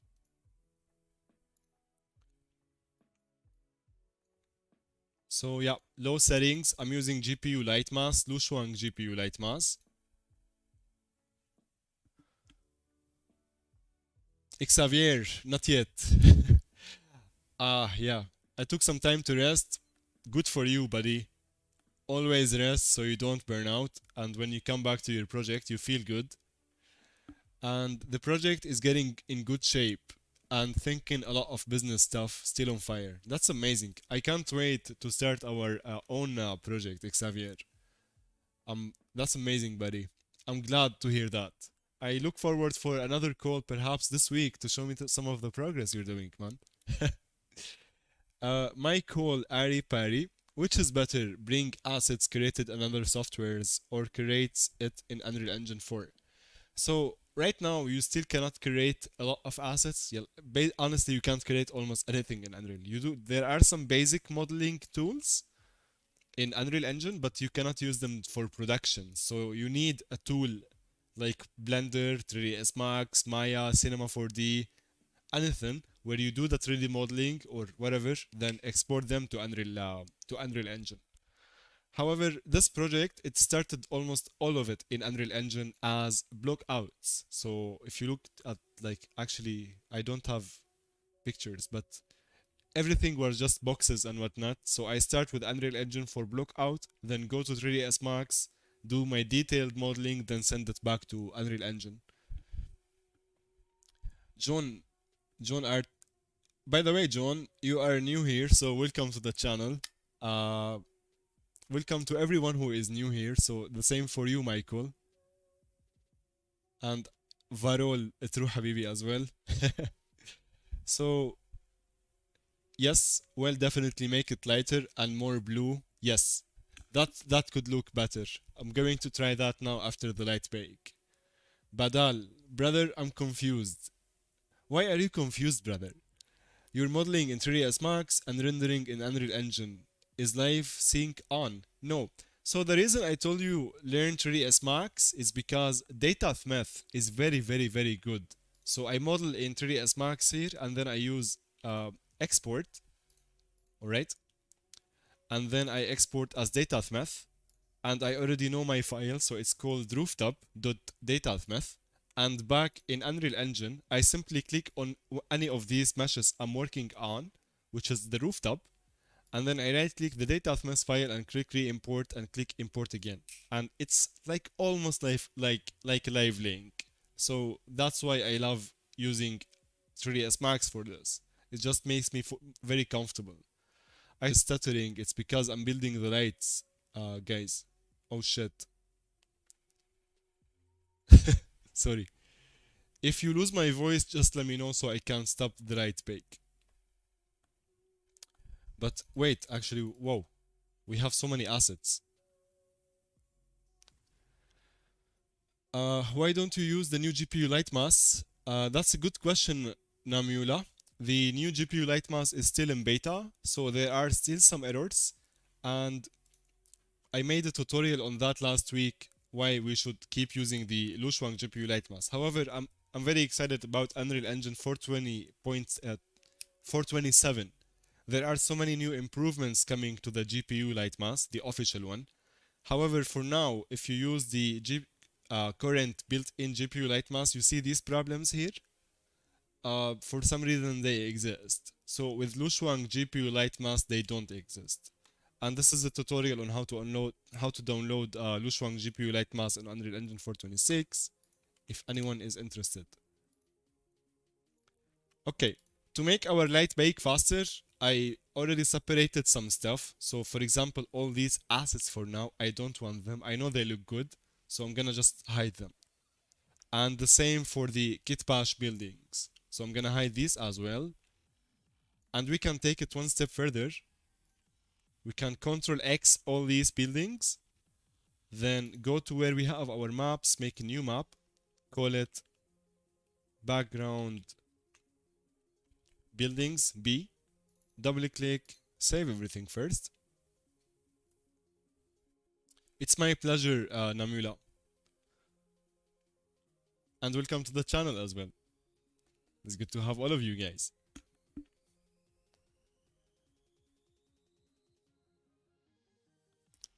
So in the new map we just created, let's press Ctrl V and let's go back to our main map. Now we don't see anything. If we want our buildings back again, we can simply click and drag to the levels tab here and we can have them.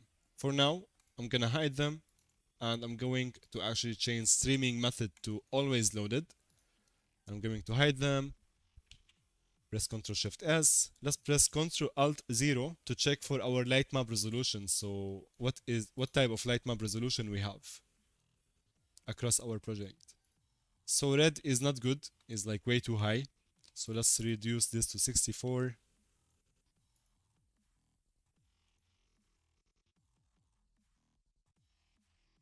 So this is the automatic data math unwrapping.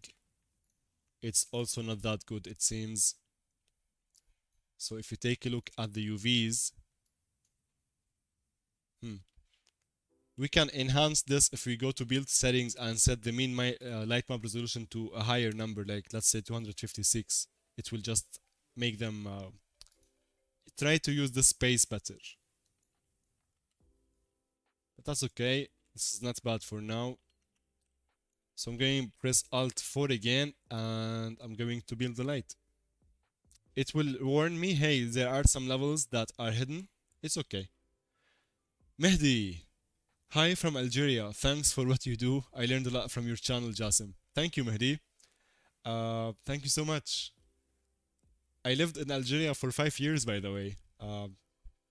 I I love it. Now in Istanbul. I'm glad you're learning from the channel. This makes me very happy. Thank you. You just made me very happy. Look. وش راك حبيبنا سافا. Guys, give me 1 minute. I need to do some Call of Duty, use the bathroom, so see you in a minute, okay?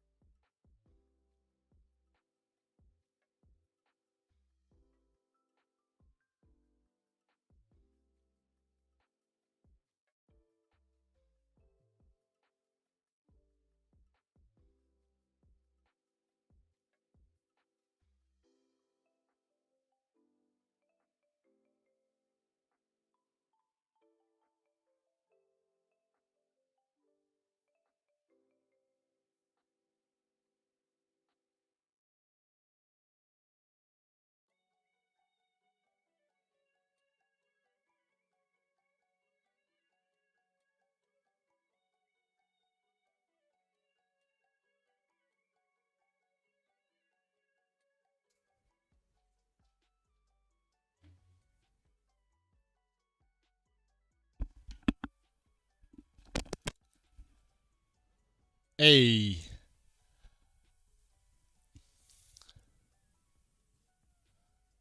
I don't know why sometimes there are some messages getting distracted in the chat, but interesting. Oh yeah, Oran, Wahran. Alright, light bake is finished. Looking much cleaner. And yes, it's time to modify this part of the project. So to give you an idea, guys, this part of the project is going to be, we're going to have like a bridge coming all the way, and here are some block outs of the other buildings in the area. And I was thinking here we could have like roads similar to the game in like what do we call it? Mirror's Edge. This is the scale of a car, and this is the boy, the mannequin. So definitely some large scale stuff. But that's I think for the other streams, because for today trying to keep things simple. And I'm gonna show you one the cinematic. So if we go back to the project now. Hey, look at this. Do you like this, guys? What do you think? So this is supposed, if seen from the correct angle, to be like Nike logo. But not from perspective. It has to be from distance. Like this. So if you wanna take a look at Max, it looks like this from the front view. And if you go to this view or that view, it's like, meh, what is this? So I think from this angle it looks good. Hey, thank you. I stole it. It's not my idea. Let me show you the other mood board I have. It's actually MDesign. It's this. Wait, no, not this. Yeah. This was the picture I saw on Pinterest. So before I start any project, actually, my guys, I go to Pinterest, steal as many pictures as possible, put them in PureRef, and then get to work. Na milimwa. Sorry. Did you already check out Modeling Tools Editor Mode plugin? It's for modeling directly inside Unreal, yes. And so, for example, all of this here, like the buildings surrounding Unreal, the main building are, first I make them in the modeling tools. So that's how my workflow. This is my project. I click box, let's say, and then we go to transform, or sorry, where can we select that face? Well, we select the face, extrude, and all that stuff, and basically the next building to this guy, I usually block that out inside Unreal, like this. And let's say our building, our bridge is somewhere here, so I need to remember the tools.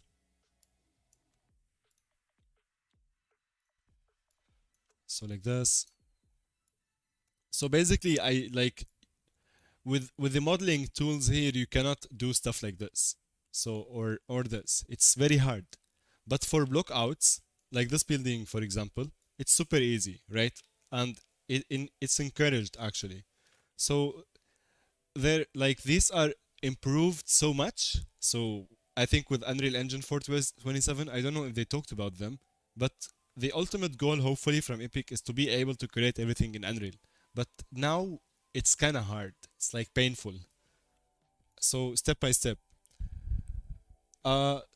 Day version, what is your GPU card? My GPU card is 1080 Ti GTX, so I don't have RTX enabled. I don't have RTX card. However, I can enable ray tracing when I am exporting cinematics, so which is fine, like because it's like partially supported. But RTX, no, not yet. Soon, once the prices drop down a little. It's crazy how expensive GPUs are now. M design.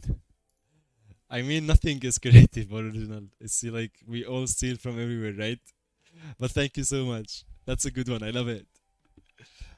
Varol, can you speak Turkish? Few words only, unfortunately. Çok az abi. Merhaba, nasılsın? İyi.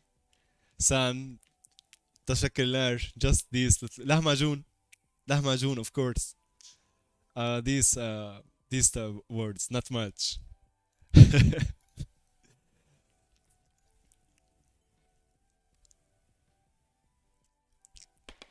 So the next step is checking the cameras we have. So let me show you something, my guys. I already made a cinematic and I'm going to upload the final version soon, perhaps this week.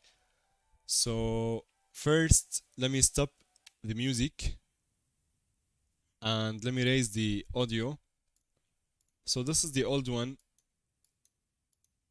with the old environment, but it's still very good. Not old, actually. I made this yesterday morning, I guess. But now I need to fix some camera angles because this one is made for the environment you saw in the last stream. So let's start.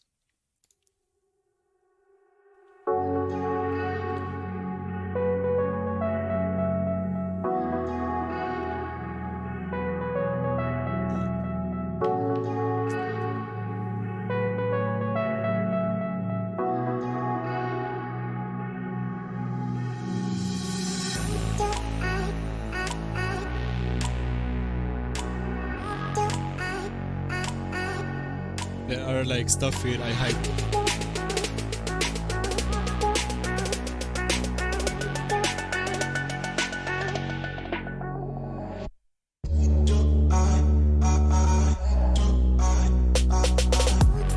I love the music.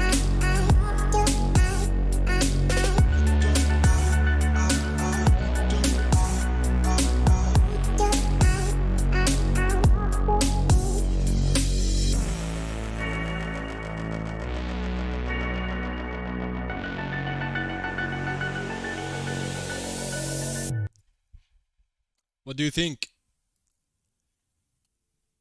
Let's put back the old music.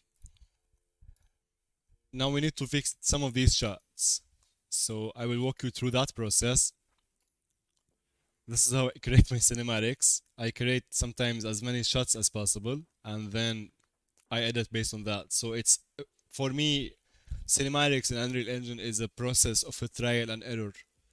I start with somewhere, start with perhaps sometimes very ugly shots, but the most important element of every cinematic I do in Unreal Engine is the music. If music is bad, then your cinematic is going to suck. It's not gonna be as good. If you find, in my opinion, this is a nice song, it fits with the mood of what we have here, so it made the cinematic look better. And for music, one of my very favorite website is Epidemic Sound. This is the website I use for music for all the YouTube tutorials and all my cinematics. Epidemic Sound, been using this service for like 2 years now. And for anyone who's interested, let me give you this link. Wait. No, wait. It's not gonna share. Can I copy the link? Thank you very much. Yes. You will get from this link a free month, 30 days trial, I believe. So try it out. So the music, number one. And I download my music as .wave, so I can import it into Unreal Engine. And there were like 15 songs here or something, just trying between different shots, different musics, and I cut my shots, you see, based on the music, just like this. And then I export all of this once it's finished to Adobe Premiere or DaVinci for color correction, more edits, more stuff, and then you will see the 6 cinematics we create. Let's check the chat. Lahmacun is very important. Of course it is. It's my favorite thing in Turkey, man. Lahmacun and kunafe. Namilia, yeah, I tried it and it was very hard. Do you know if it's possible to work on light map UVs with the modeling tools or only texture UVs? BTW. By the way, lahmacun is great. Ah, I'm hungry now. I think today I'm going to order lahmacun from Yemek Sabati. Um, so the modeling tools or anything you create in Unreal, when you just find any mesh, so let's say you created this box, right? You press Ctrl B to locate it, and then you can right click and do unwrap within Unreal Engine itself for the light maps. So you go to channel selection, you can set automatic light setup, it will do it for you, and then click proceed. Or you can set specify channel, usually it's channel 1. Yes, channel 1, and then you can get the angle threshold for whatever you like. So that will also, hopefully, I hope this helps. Block out tools plugin on Unreal Marketplace. It is also good for blocking out your scene. That is also correct. I think this was also free for a while in one of the months, or no? I'm not sure. Yes, it was on the free content for one of the month, I believe, right? I have it, but I didn't try it.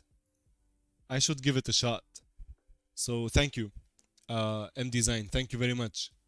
Xavier killed it, bro. The interior center back dolly was the cherry. Thank you. Diverson, I'm from Brazil. Speaking of Brazil, where are you guys from? Can you let me know in the chat? So let's read the messages here. I'm from Brazil. It's a pleasure to meet you, buddy.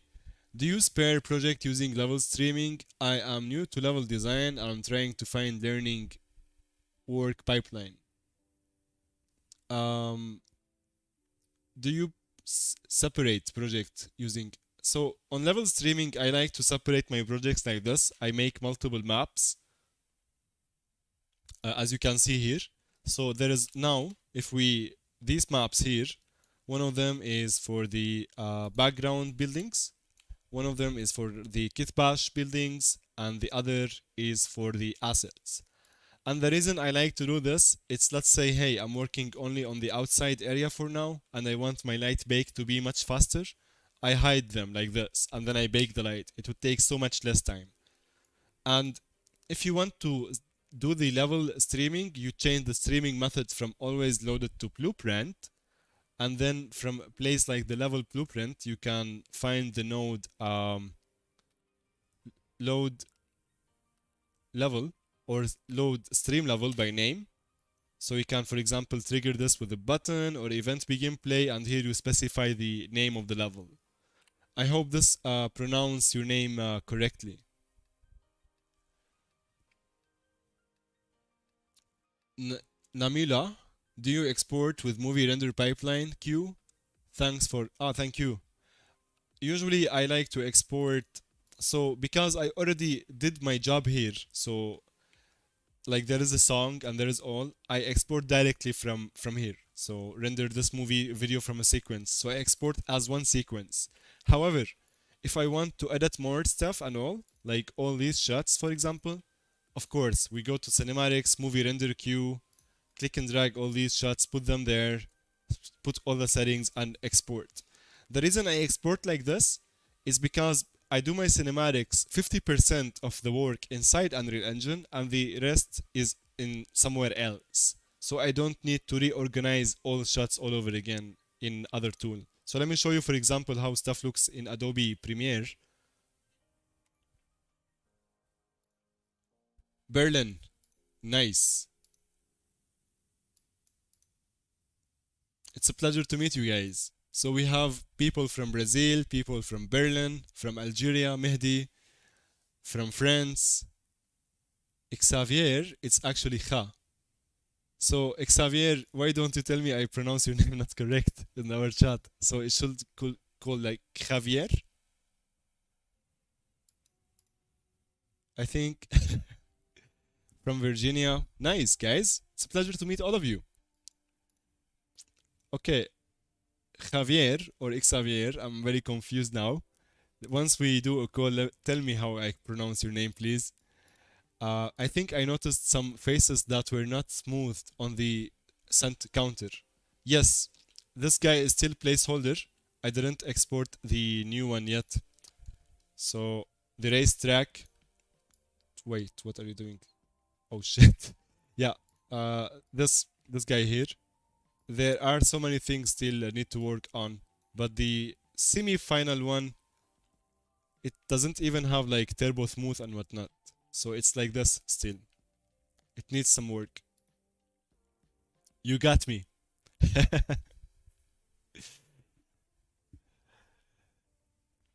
Melina, hi Yahya. Thanks for the tutorials and streaming. I learned a lot of them. What do you thank you so much.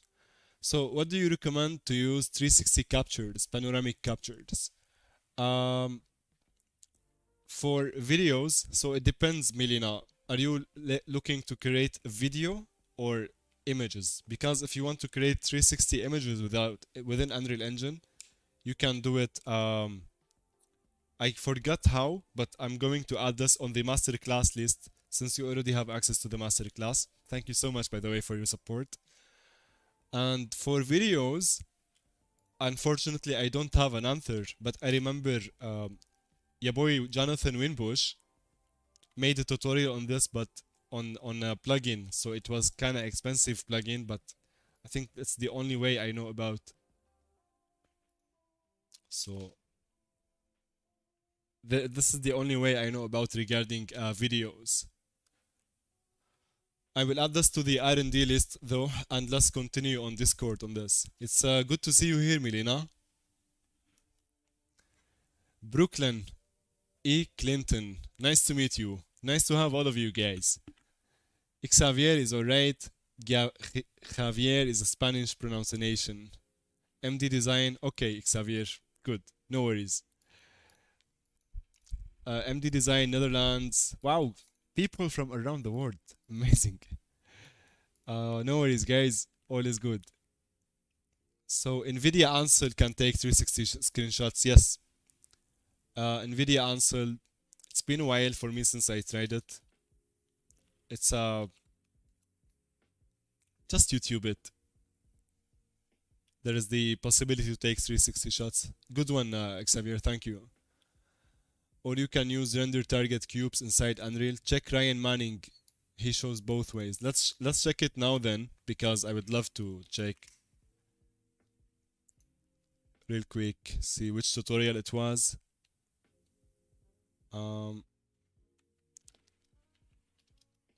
Is it the HDR Ice? So here's a channel for Ryan. Link. And I will check this after the stream. Okay. I have a question for myself. Did we hit? Yay! We did it, guys. 9,000. Thank you. Thanks to all of you. Amazing. Wow. Thank you. That's a massive milestone. We did it. Brazil is also here. Following you. Thanks for the videos. Thank you, Jihao. Thank you. Guys, your support since we started the channel have been incredibly amazing. I never thought we could reach like this ever, to be honest, but now I just learned that we should need to set our goals higher. On Discord now we're 1,000 people, and now on the channel 9,000. This blows my mind. So thanks to all of you for your support. You are a true habibi. Thank you. We won't do it if it was not for you, the community. Appreciate you all, guys. Okay. Enough now stuff like this. Clinton Crumper, which is Clinton. Ah, Clinton, the guy, the founder of Dikigan Studios, right? Good stuff.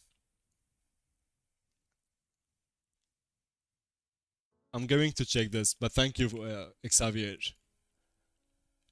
So let's take a look at our shots again here, and let's enable this.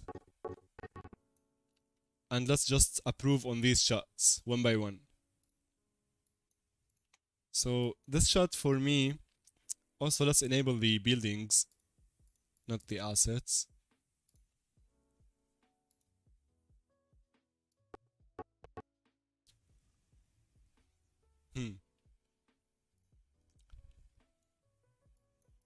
This building needs to be much lower or smaller.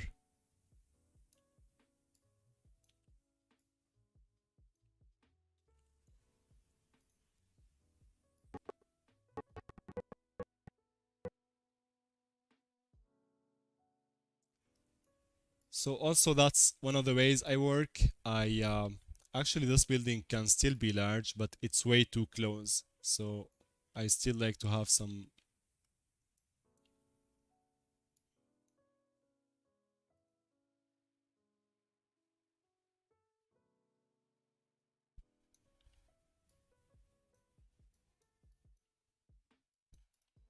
Let's say something like this. And it needs some details on the textures as well. Ah, nice. I love his start, like how he started the studios.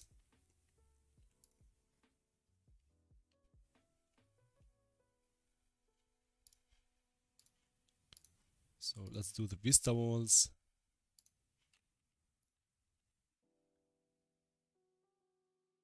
Nice.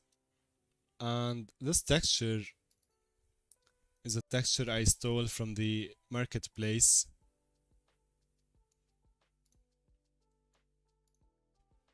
Let us modify it a little.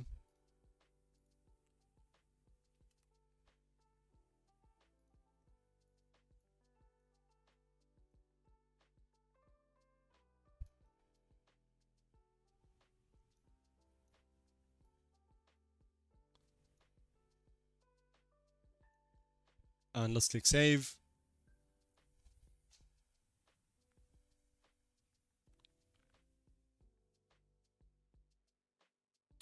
Davidson, there is no need to watch from the very beginning because I plan once I finish the project to make a video like on the whole process of how I started from brainstorming to what we have now.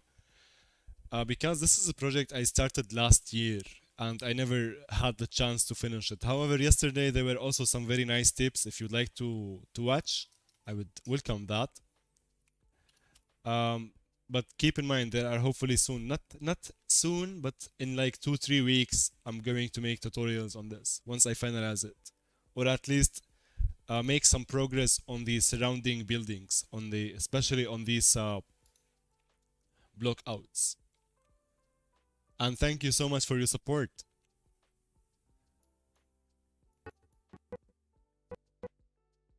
So regarding this, let me show you something very cool, guys. Let's say I want to replace this material with, I'm gonna make now a material instance out of it.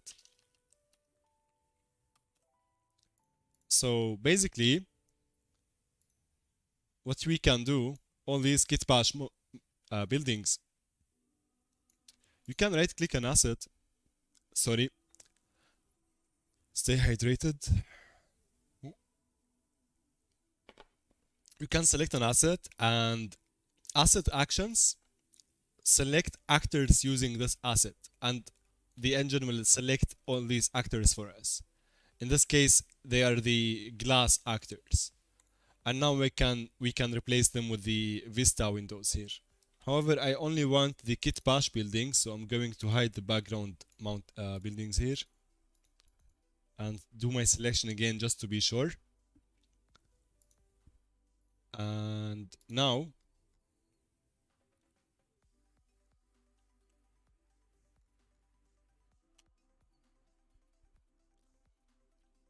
usually we should see the materials here, but there is something wrong. I don't know why. But the easiest way to fix this, because the actors like this, there is a problem, right? Where are the materials? The easiest way to walk around this is to select any static mesh like of these guys and then press Ctrl Shift A. And then we can see all the static meshes. And now we can see in clearer view like how the scale differs. Like some of these, I think I need to rework the UV mapping on these guys. So this here is super large, here is super small, and like it's not the best. However, that's okay. I'm gonna replace this with the material instance and make a special duplicate for this guy. And we will increase the scale like this. There we go. And for the rest of the buildings,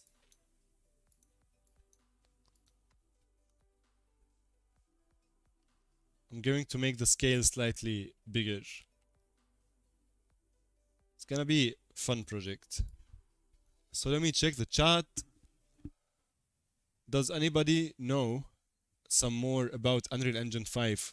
Yes, we are having Unreal Engine 427 this summer. So hopefully in 1 month or something, very soon. And after that, we will have an alpha or preview version of Unreal Engine 5. Unfortunately, Unreal Engine 5 is still work in progress. We need to be patient. And the boys at Epic are, and girls, are working on it. Rajdeep, hey, it's good to see you, my man. I'm doing great, thank you so much.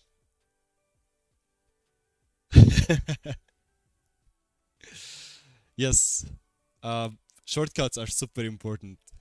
By the way, the problem we had yesterday with the lights, like the weird lighting issue we had, all we had to do, like this issue, we need to build the light.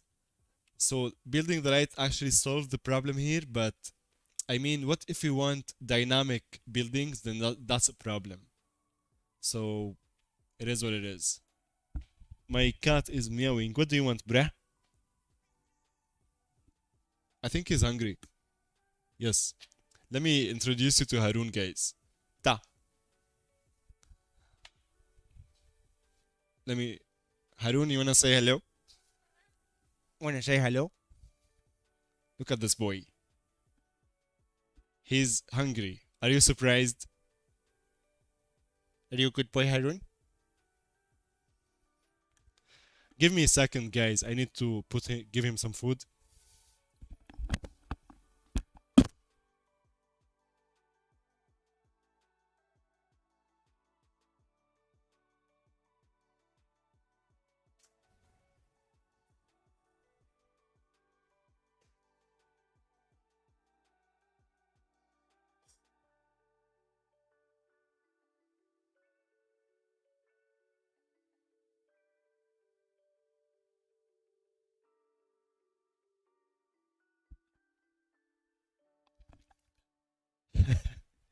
Yeah, he's a good boy.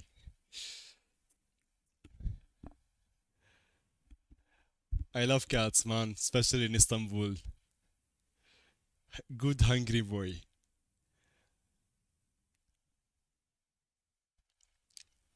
His name is Harun. Diverson, I have two cats. Nice. Cats are the best. Sometimes they are assholes, but they are like, what I like about them, they bother you only when they're hungry. Lahmacun yer misin? Harun. Harun Jun. That's a good one, Varol. Okay, let's come back to our cinematic and check our shots.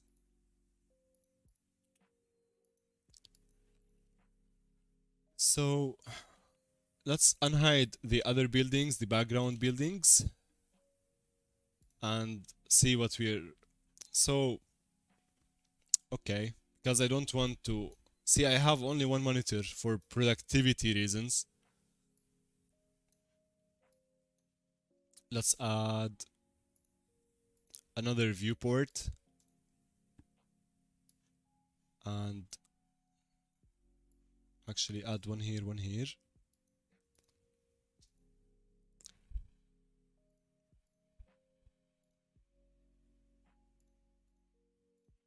Ah, sorry.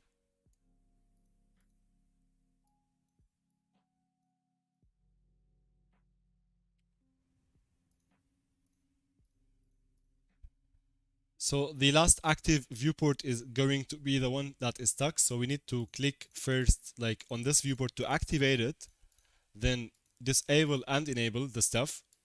However, now we can switch. Can we? Okay, now it can switch to the tab. Well,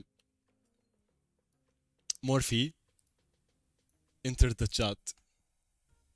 Pig and Clara. Pig is very fat.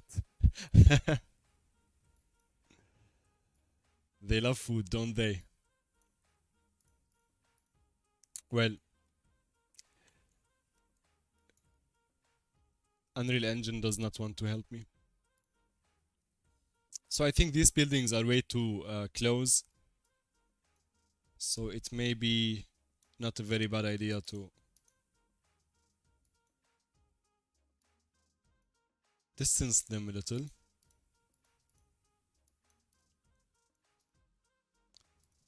So there was a way to work with two viewports without like getting affected like this. For now, it's not working. Okay, that's fine. You can always do this. And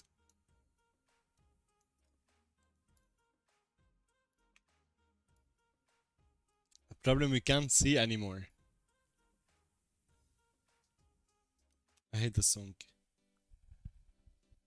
Mehdi, best workflow for me is 3ds Max, Quixel, Unreal Engine. Absolutely. Absolutely. I do the same. 3ds Max, Unreal Engine, and Quixel Mega Scans. What would be next is putting. So this is supposed to be a green area here. So I would add some vegetation and whatnot.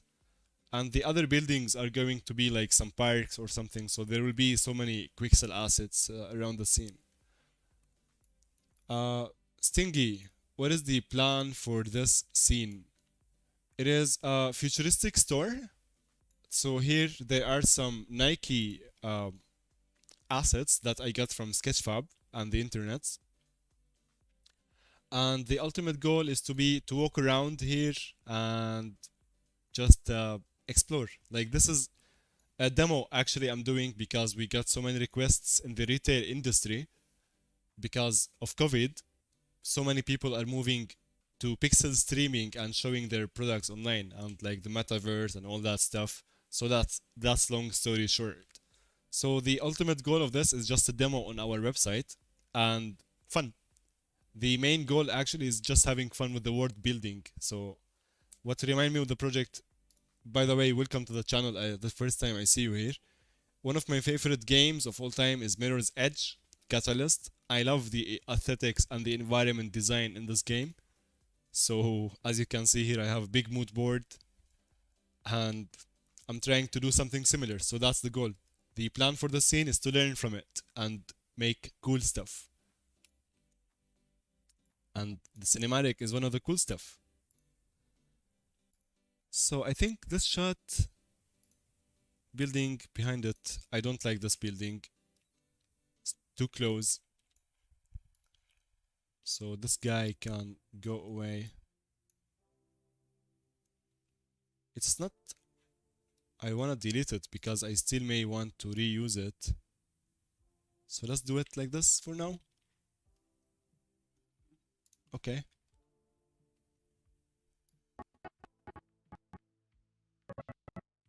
Alright, this is one of the shots we need to fix. So to fix this shot, shot 13, it's easier if we just search for it like this and then locate the first keyframe, enable the camera, and because I changed my project, it was supposed to be something like this. So we can find a shot we like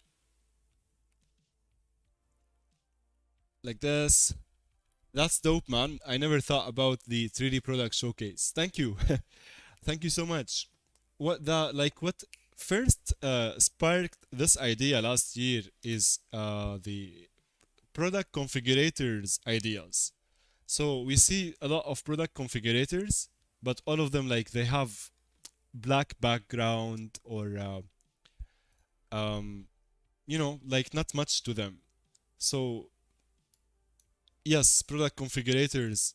This is like advanced product configurator, let's call it. I still didn't get much to the blueprint part yet, but the goal is to be able to interact with all these assets, see information about them. So these guys now are placeholders, and ability to change colors, to customize them, and like why not order them online? Because everything now I'm saying yes, you can do everything inside of Unreal Engine. So basically that's the idea, but as a demo, stuff for fun. You got an idea? Do it in Unreal Engine, easy peasy. Okay, small improvement. However, because now we have an environment behind it, I'm thinking we could change a little bit. Let's keep it like this for now. I don't want to change a lot. So let's save it. Let's open our master again. Hey, Tottenham, welcome back. How are you, buddy? It's good to see you.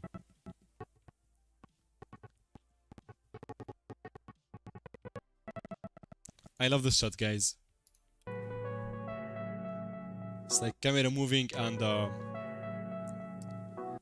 focal length change. What was the name of this? I forgot the name of this technique.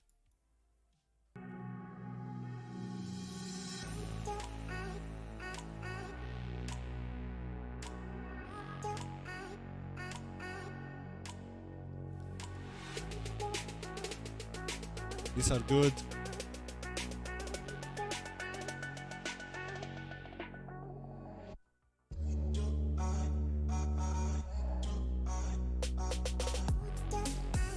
This one needs some fixing, so this is good.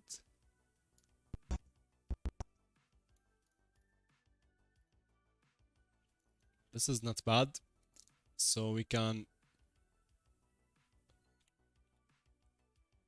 look from here. I like it more like this actually. So let's save it. By the way, if you don't know, when you have a sequencer like this, if you click save, it will save a thumbnail for you. So it's pretty handy. Alright, so let's go back to our master sequence again. So this shot here, there is something missing in the background, as you can see. So we can take one of these lovely kit patch models and steal it, duplicate it, and move it to the background. Then let's see from our shot. All of these now are placeholders. I'm going to change all of them, but that's okay. At least for the demo cinematic I'm doing. Sorry.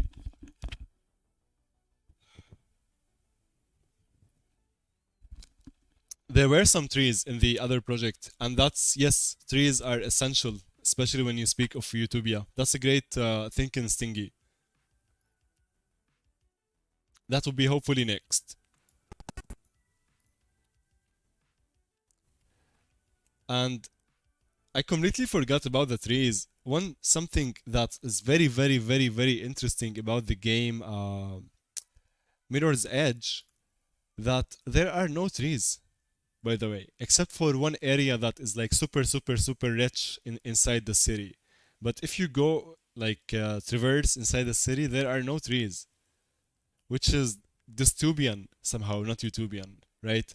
So trees to avoid the dystopian thoughts, absolutely.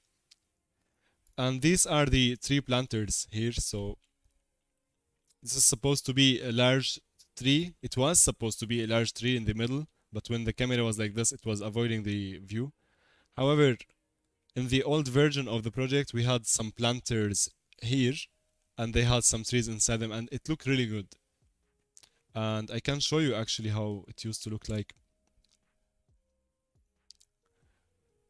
This is our website, still needs some work, but yes.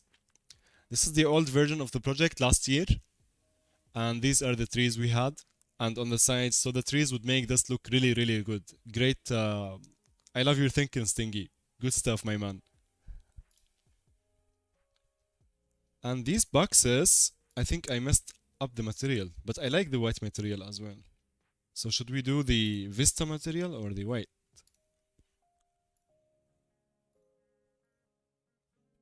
So do this.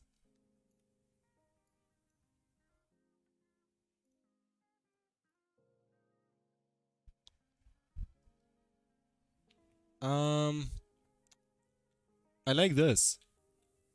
The clean white material. Thank you. I'm glad you are here and motivate me. Thank you so much, Tottenham.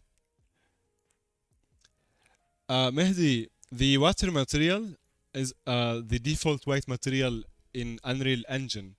So in Unreal Engine 426, if you go to plugins and search for the water plugin, all right, enable this and go to place actors, go to water here. So when you can add a custom water body or island or lake or ocean. So I usually use the custom, and it comes with its own material. And I have a tutorial on how to modify this and whatnot. So I'm glad you like the water material, and here's how you make it. Just enable the plugin. The guys at Epic are working very hard to make this stuff, so it's amazing. I had a project 6 years ago that has water in it. I spent like 2 weeks working on the water shader, and it did not look this good. Well, it would never look this good. It's so nice. And by the way, this is like so performant. It's not translucent mesh. It's like rendering something below it. So it's like really good for projects where you need performance. So if you like, I mean, what I mean with this is not translucent. If you open the material, it's opaque, masked. Sorry, it can be masked or opaque. So it's not translucent, which is amazing. Hey Stingy, thank you. We just reached 9,000 subscribers, so thanks to the recommendations, I think YouTube is liking our Unreal Engine tutorials. Thank you so much. I'm very glad you joined us, and I'm very happy you're here to stick around. So it's amazing. Appreciate you. We make Unreal Engine tutorials and stuff design. Have fun. Life is good. Xavier, amazing. Where does it come from? Wait a second. So I would probably put some hedges around the corners of the rooftop, but it is just an idea. I like this idea too, to be honest. I never thought about adding hedges. I think I can steal these hedges I did in earlier project. So this is a project we did just 1 week, 2 weeks ago, and can do something. They're not very visible. Shit. But hedges are a great idea actually. I'm gonna add that to the list. Thank you, man. I love you guys. You're giving me great ideas. Who else have ideas here? How can you improve on this, my guys? So this is what we have now. Obviously, we're improving on the shots. So here's the question: how would you improve on this? I will tell you what my plan here and tell me, guys, what you think. So this building here, it's supposed to be a mall, shopping mall, and it should look like I took the screenshots yesterday while I was playing the game. Uh,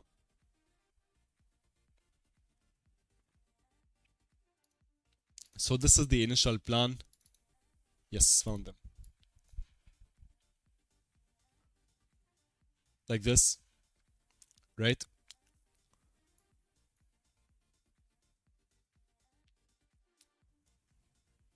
You know what would be cool?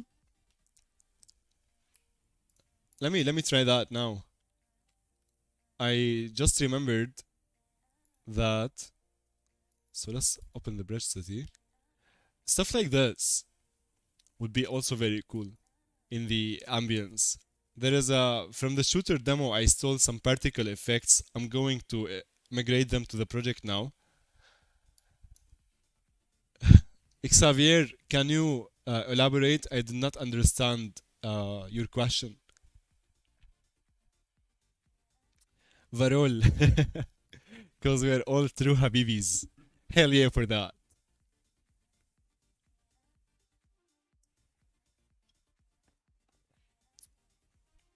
That's great suggestion, Stingy. So 1 second. Let's take some of these hedges. So these are the initial hedges, but I think you meant the boxy hedges, right? Not these. So let's steal some stuff from here. But first, let's switch to unnet because my GPU is not RTX supported.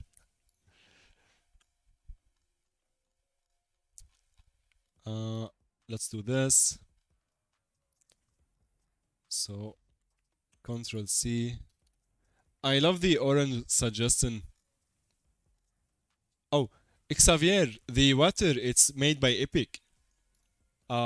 It's like I didn't make it. So if you enable from the plugins the water shader, plugin, sorry, and when you go to place actors and place your water, this water is already optimized for like it's really good. I saw like all the talk about it. I need to remember where. Wait. So if you want to learn more about the water, actually, that's a great question, Xavier.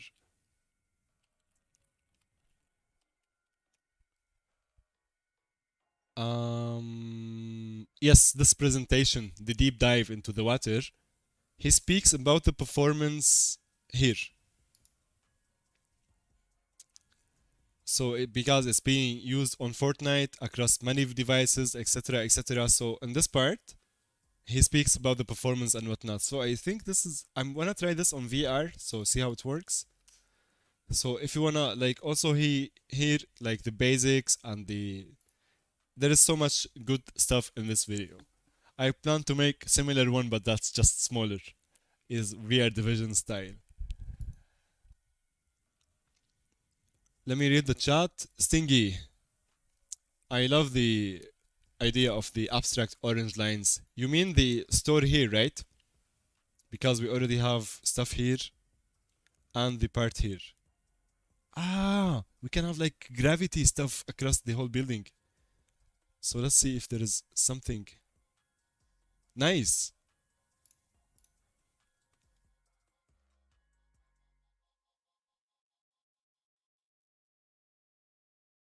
Stuff like this could be.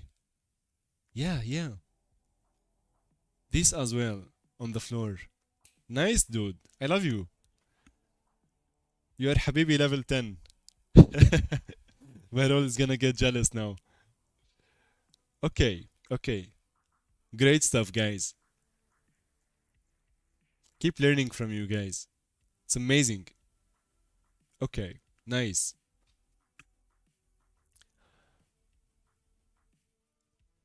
Nice. The boxy ones are the way to go.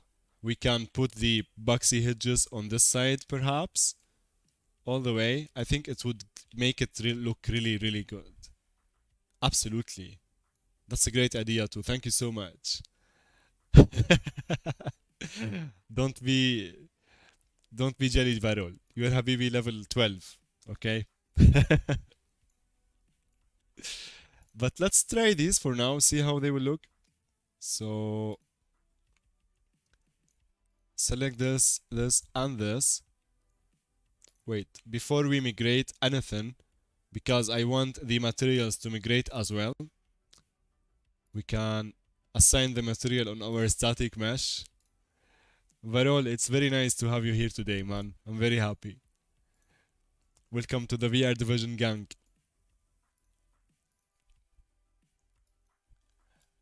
And this planter as well. Let's get this. Assign it here. And the same for the grass. This grass is from Quixel Megascans.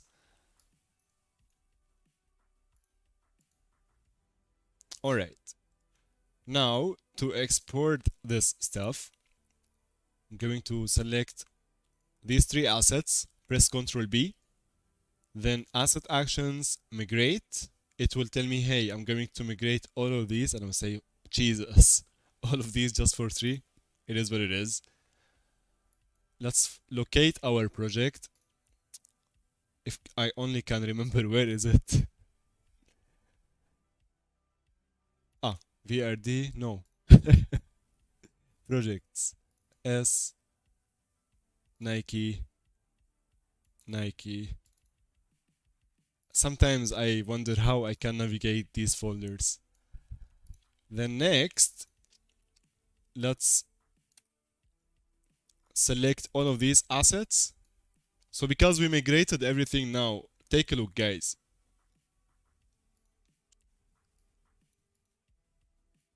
I'm going to select everything, all these guys, and this part and this part. I'm going to press Ctrl C, okay? So Ctrl C multiple times, and come back to my project and press Ctrl V, and there we go. They copy the position, the location, any other settings they could have, and we can have them here. So it would just make it really easy to distribute stuff. I forgot to migrate another part, so I'm going to delete this. Take this planter as well. Ayman, Salami. Hey, Ayman. Welcome to the stream. It's my first time here. Love what you're doing. Thank you so much. Appreciate you so much. Is this in Dubai? Actually, this could be in Dubai, but this is based on the concept art of one of my heroes in. If you're talking about this, so this is supposed to be Netherlands.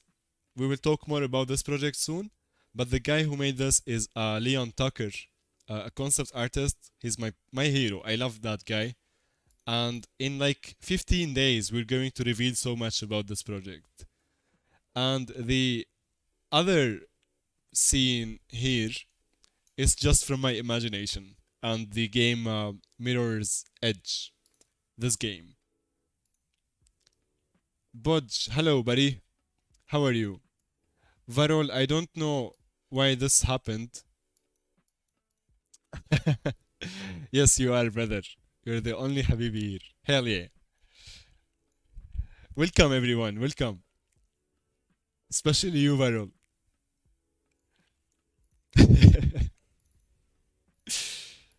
So let's assign this and assign this. Save.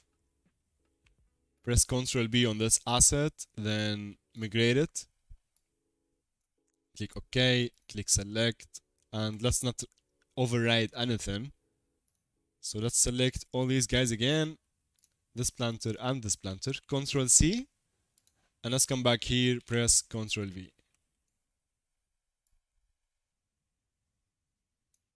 I don't know where I can place this for now, but at least I'm going to isolate my selection. So everyone who is new here, if you don't know, my favorite shortcut of all time in Unreal Engine is visibility, show only selected, and hide selected, or show everything. So these three guys here in the visibility, you can set shortcuts for them. So usually to do this kind of stuff, like for example, I would like to show only selected, go to the top view, and here is another shortcut. If you hold Ctrl and middle mouse button, you can go to top, left, right, perspective, another side, and so on. Let's select this guy, all of this, Ctrl G to group it. It just becomes really easy to select it later. And we can do the same here as well. And life is good. So let's select this part. I don't know. Let's set it here for now as a placeholder. I mean, it looks good. Vegetation always makes everything look good. We can... Oh, shit. So, anyone knows how to scale without these problems here? So, that's a problem. I don't know. Look at this. It feels like these guys are... what do we call them? I know the...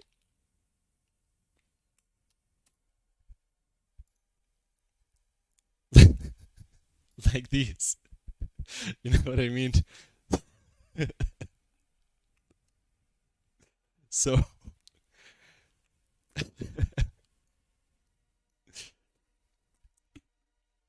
yeah, I wish there is a way to... They are a group already. Hey, Sergio. So they are already in a group, unfortunately. Sheeps. Yes, sheeps. Okay, that's a good suggestion here. So let's re-isolate everything and select the visible meshes, these guys. Okay, and let's make them child to this planter. So I'm going to... Oh my god, guys, we did it! Bugged, thank you so much. Okay, amazing. Thank you, Bud. So Bud said, in After Effects, you can parent all elements to one null object and scale the null object, then everything will be alright. That's exactly what we did here. Thank you. That's a great idea. I love you. So that's great, guys. There are no sheep anymore. Amazing. That's incredible. Finally. I was suffering with this. Like, you just cured my pain, man. This is amazing. I'm definitely going to make a video about this. Thank you. Oh my god. Awesome. So, unfortunately, this rotated lantern does not work for the purpose of this project because it's meant to the other project here. But that's okay. let's close this and let's see where we can take this.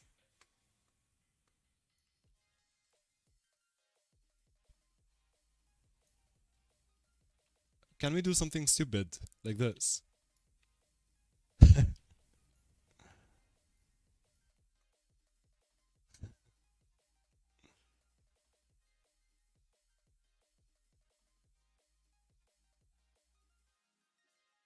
Yeah, that's stupid. We should not.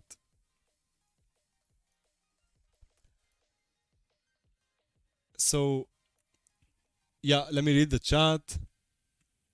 That is usually caused by local axis or rotation you have to scale in word mode. So, unfortunately, when you are scaling, you cannot change to word mode in Unreal Engine. But I'm glad we found a solution. Again, thanks to your boy Budge. Appreciate you. And I hope I'm getting your name right, Budge? Or is it Boyd? Stingy. I only use Blender, but in Blender it would be a problem that the origin of the single object is not set to geometry or... Yes, it will be a problem, that's for sure. I'm glad there are more Blender users with us. So, Stingy, but everyone else, we have a Discord community, by the way.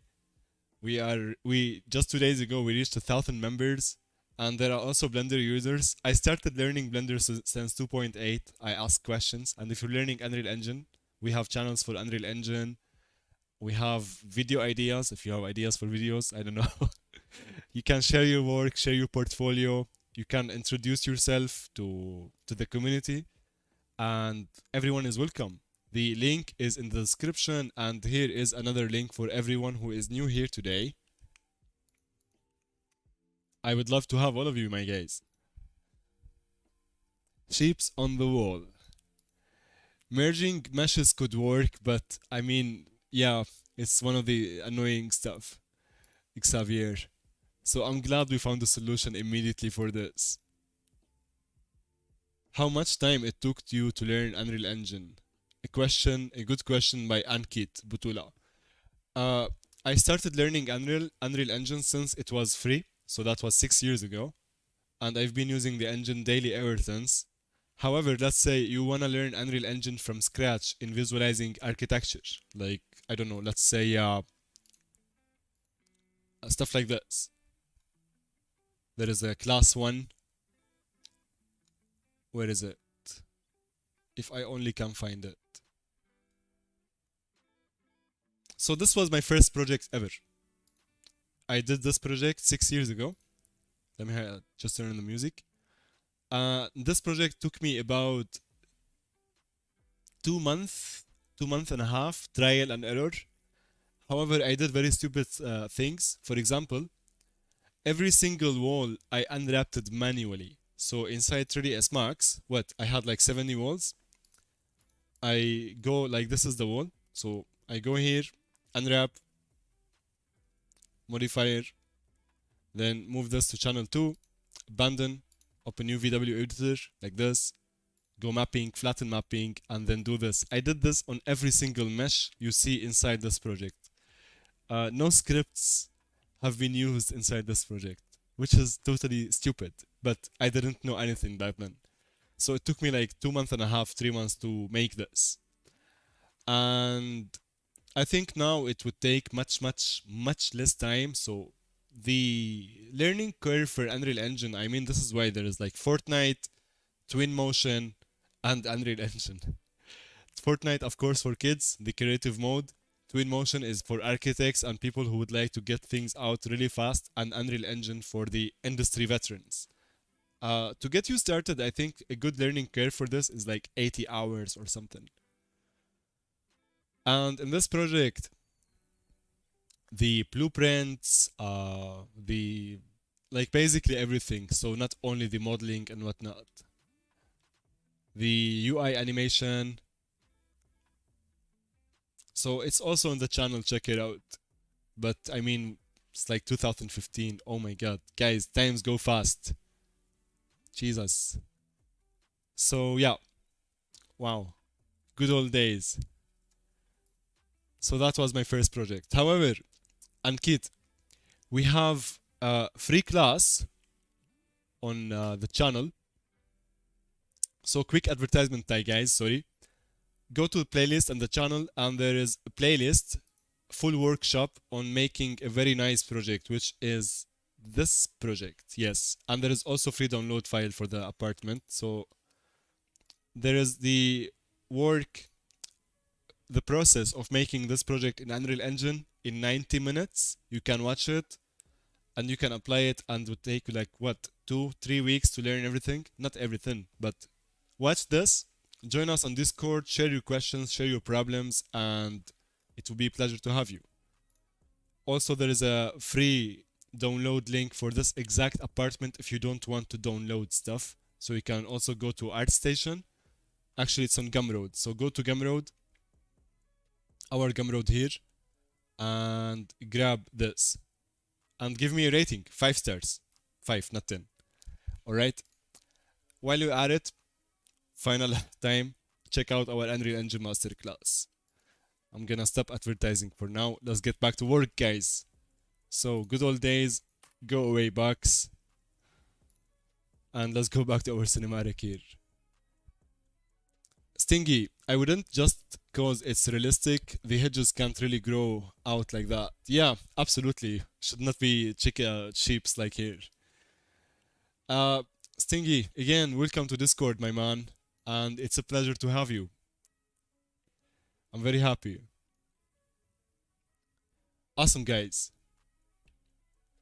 Awesome. Ankit, start today. And if you have any problems on Discord, you can share your problems, and me and the community would be more than happy to help you. Yeah, boy, Xavier. So actually, I need to give Xavier. Yeah, boy. Xavier. Xavier, can you post a link for your art station? Is one of the most active members in helping the community learning Unreal Engine.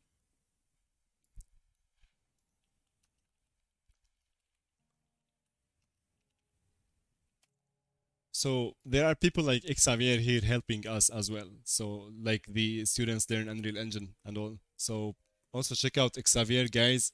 Shout out to Xavier, yeah, big boy. Yeah, everyone is welcome. Discord, guys, join us. We have free beer, chicken, and popcorn, and Unreal Engine. Okay. So what I'm gonna do now, I'm going to delete this planter and go to top view. Just Brewski, Xavier, my man. Can I select you, please? Alright. I'm going to copy the location of one of these and then paste it here again so we can have them like this. Alright? And I'll put these as a placeholder. Obviously, we need to delete some of them because there is so much overlapping, but that is something you can do in case you did not know. And let's move it. Premiere. Oh, by the way, let's open the Premiere and I will show you something. So we will go back to our cinematic once we finish this.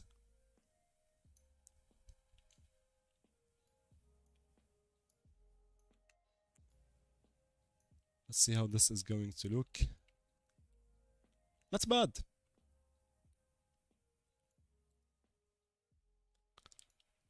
Not bad indeed.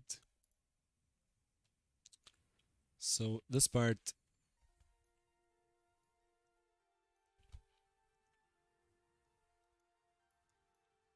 let's do this.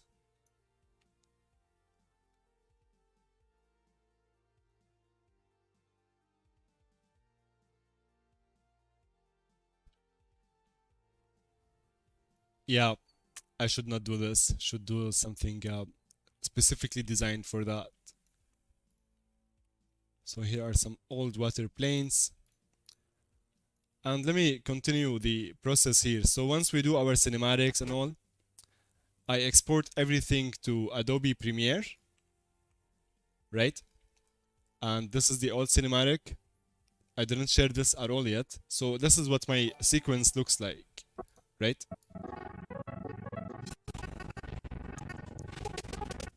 Ah, sorry if you can see. Whoever just subscribed, thank you so much. I appreciate you this much.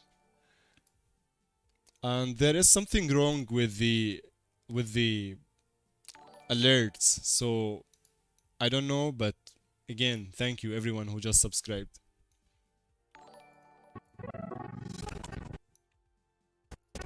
So yeah, I export my stuff here, then add logos, add website, add whatever, and basically sometimes 80% of the work of the cinematics is done inside Unreal Engine, right?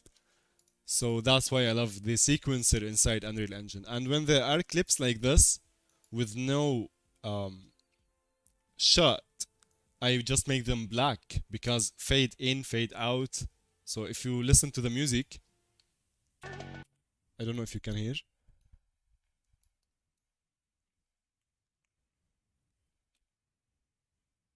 Sorry.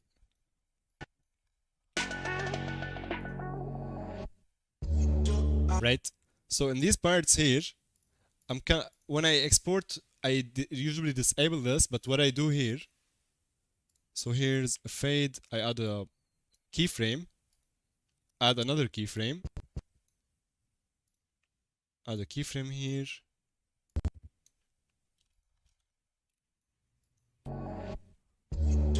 like this basically. So if you wanna watch this, damn it.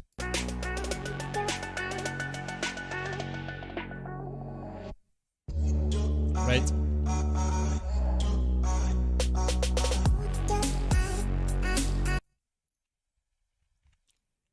Yes. There is a shot I deleted from here.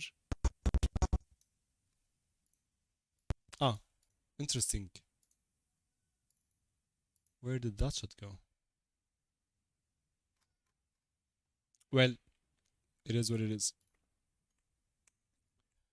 So I think we should close soon. I'm getting kinda tired, need to export this. So let's check. I'm now open for Q&A, everyone. Amazing. So I will reduce the sound a little bit. So I'm going to finalize my shots here while you have any Q&A. Because my next step would be baking the... I think I like the city skyline now as a placeholder. All of these buildings, if we look from here, and the ultimate goal from this when we press play, well, not now, is to run with our third person mannequin and then like go between places. But for now, I think this is good for a draft cinematic. So that would be my next steps. Baking the light on high quality, uh, adjust the smoothing groups. Xavier, you got me, homie. And yeah, basically that would be it. On paper, I would sketch the level design of the surrounding area because all of this like is out of imagination, but I still work first on paper because I would like to add some bridge here that connect to other building, and basically this is what the city or something could look like, right? This is our rooftop. This is the some streets. These could be much longer or shorter. I don't know yet. Still work in progress, but I'm enjoying the hell out of this project. Can ray tracing work in GTX 1070 laptop or must be RTX 2070 or above? That's a great question, Raymond. Unfortunately, ray tracing is supported partially on our GTX cards. I am using 1080 Ti, my card. So when I export my cinematics, so the final export is going to be, I'm going to enable ray tracing and enable it only on the, when I hit export for the cinematic video, right? If you're asking about ray tracing so you can use the built-in GPU light mass, um, you can do that, of course. But I would recommend using Lushuang GPU light mass at this point until for Unreal Engine 427 we can see what's up. Stingy, not gonna lie, when I think about headless mannequin, it's kinda weird. I would want one with head. Lima. Yeah, right? So, yeah, these are kinda scary, spooky mannequins. All of them have no heads, right? I just realized that, you know? Yeah. If I change this into something that's completely different, because these, like, I found them on the marketplace. They were, what, 70 bucks? Something? And all the other mannequins, they did not have, like, the Nike clothing on them. But can stitch one with Blender real quick. Or bring our boy mannequin, Manny. Where is our boy Manny? Manny, we need your head, boy. You know what? Mannequin can be the model, can put some clothing on him and whatnot, and like we can put money around the store. That would be fun.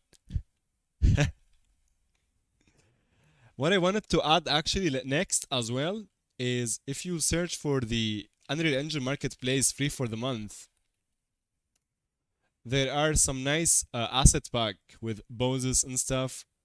So free for the month. There is this pack I saw. Like these are nice, I guess. So oh my god, look at this. But these are only poses, not animations, right? Oh, 600 animations. Oh my god. Amazing. So yeah, place these around, fill the world with it. That would be fun. Um, to be honest, I would leave everything as it is and just add some more color and detail to the existing stuff. Nice idea indeed. Yes. I think I have done so much work on this already. And I was thinking even like finalizing this and not even touching anything else, but starting a new project so it can just be new project, you know, because some I don't want for it to be left for another year. So that's actually great suggestion there, Stingy.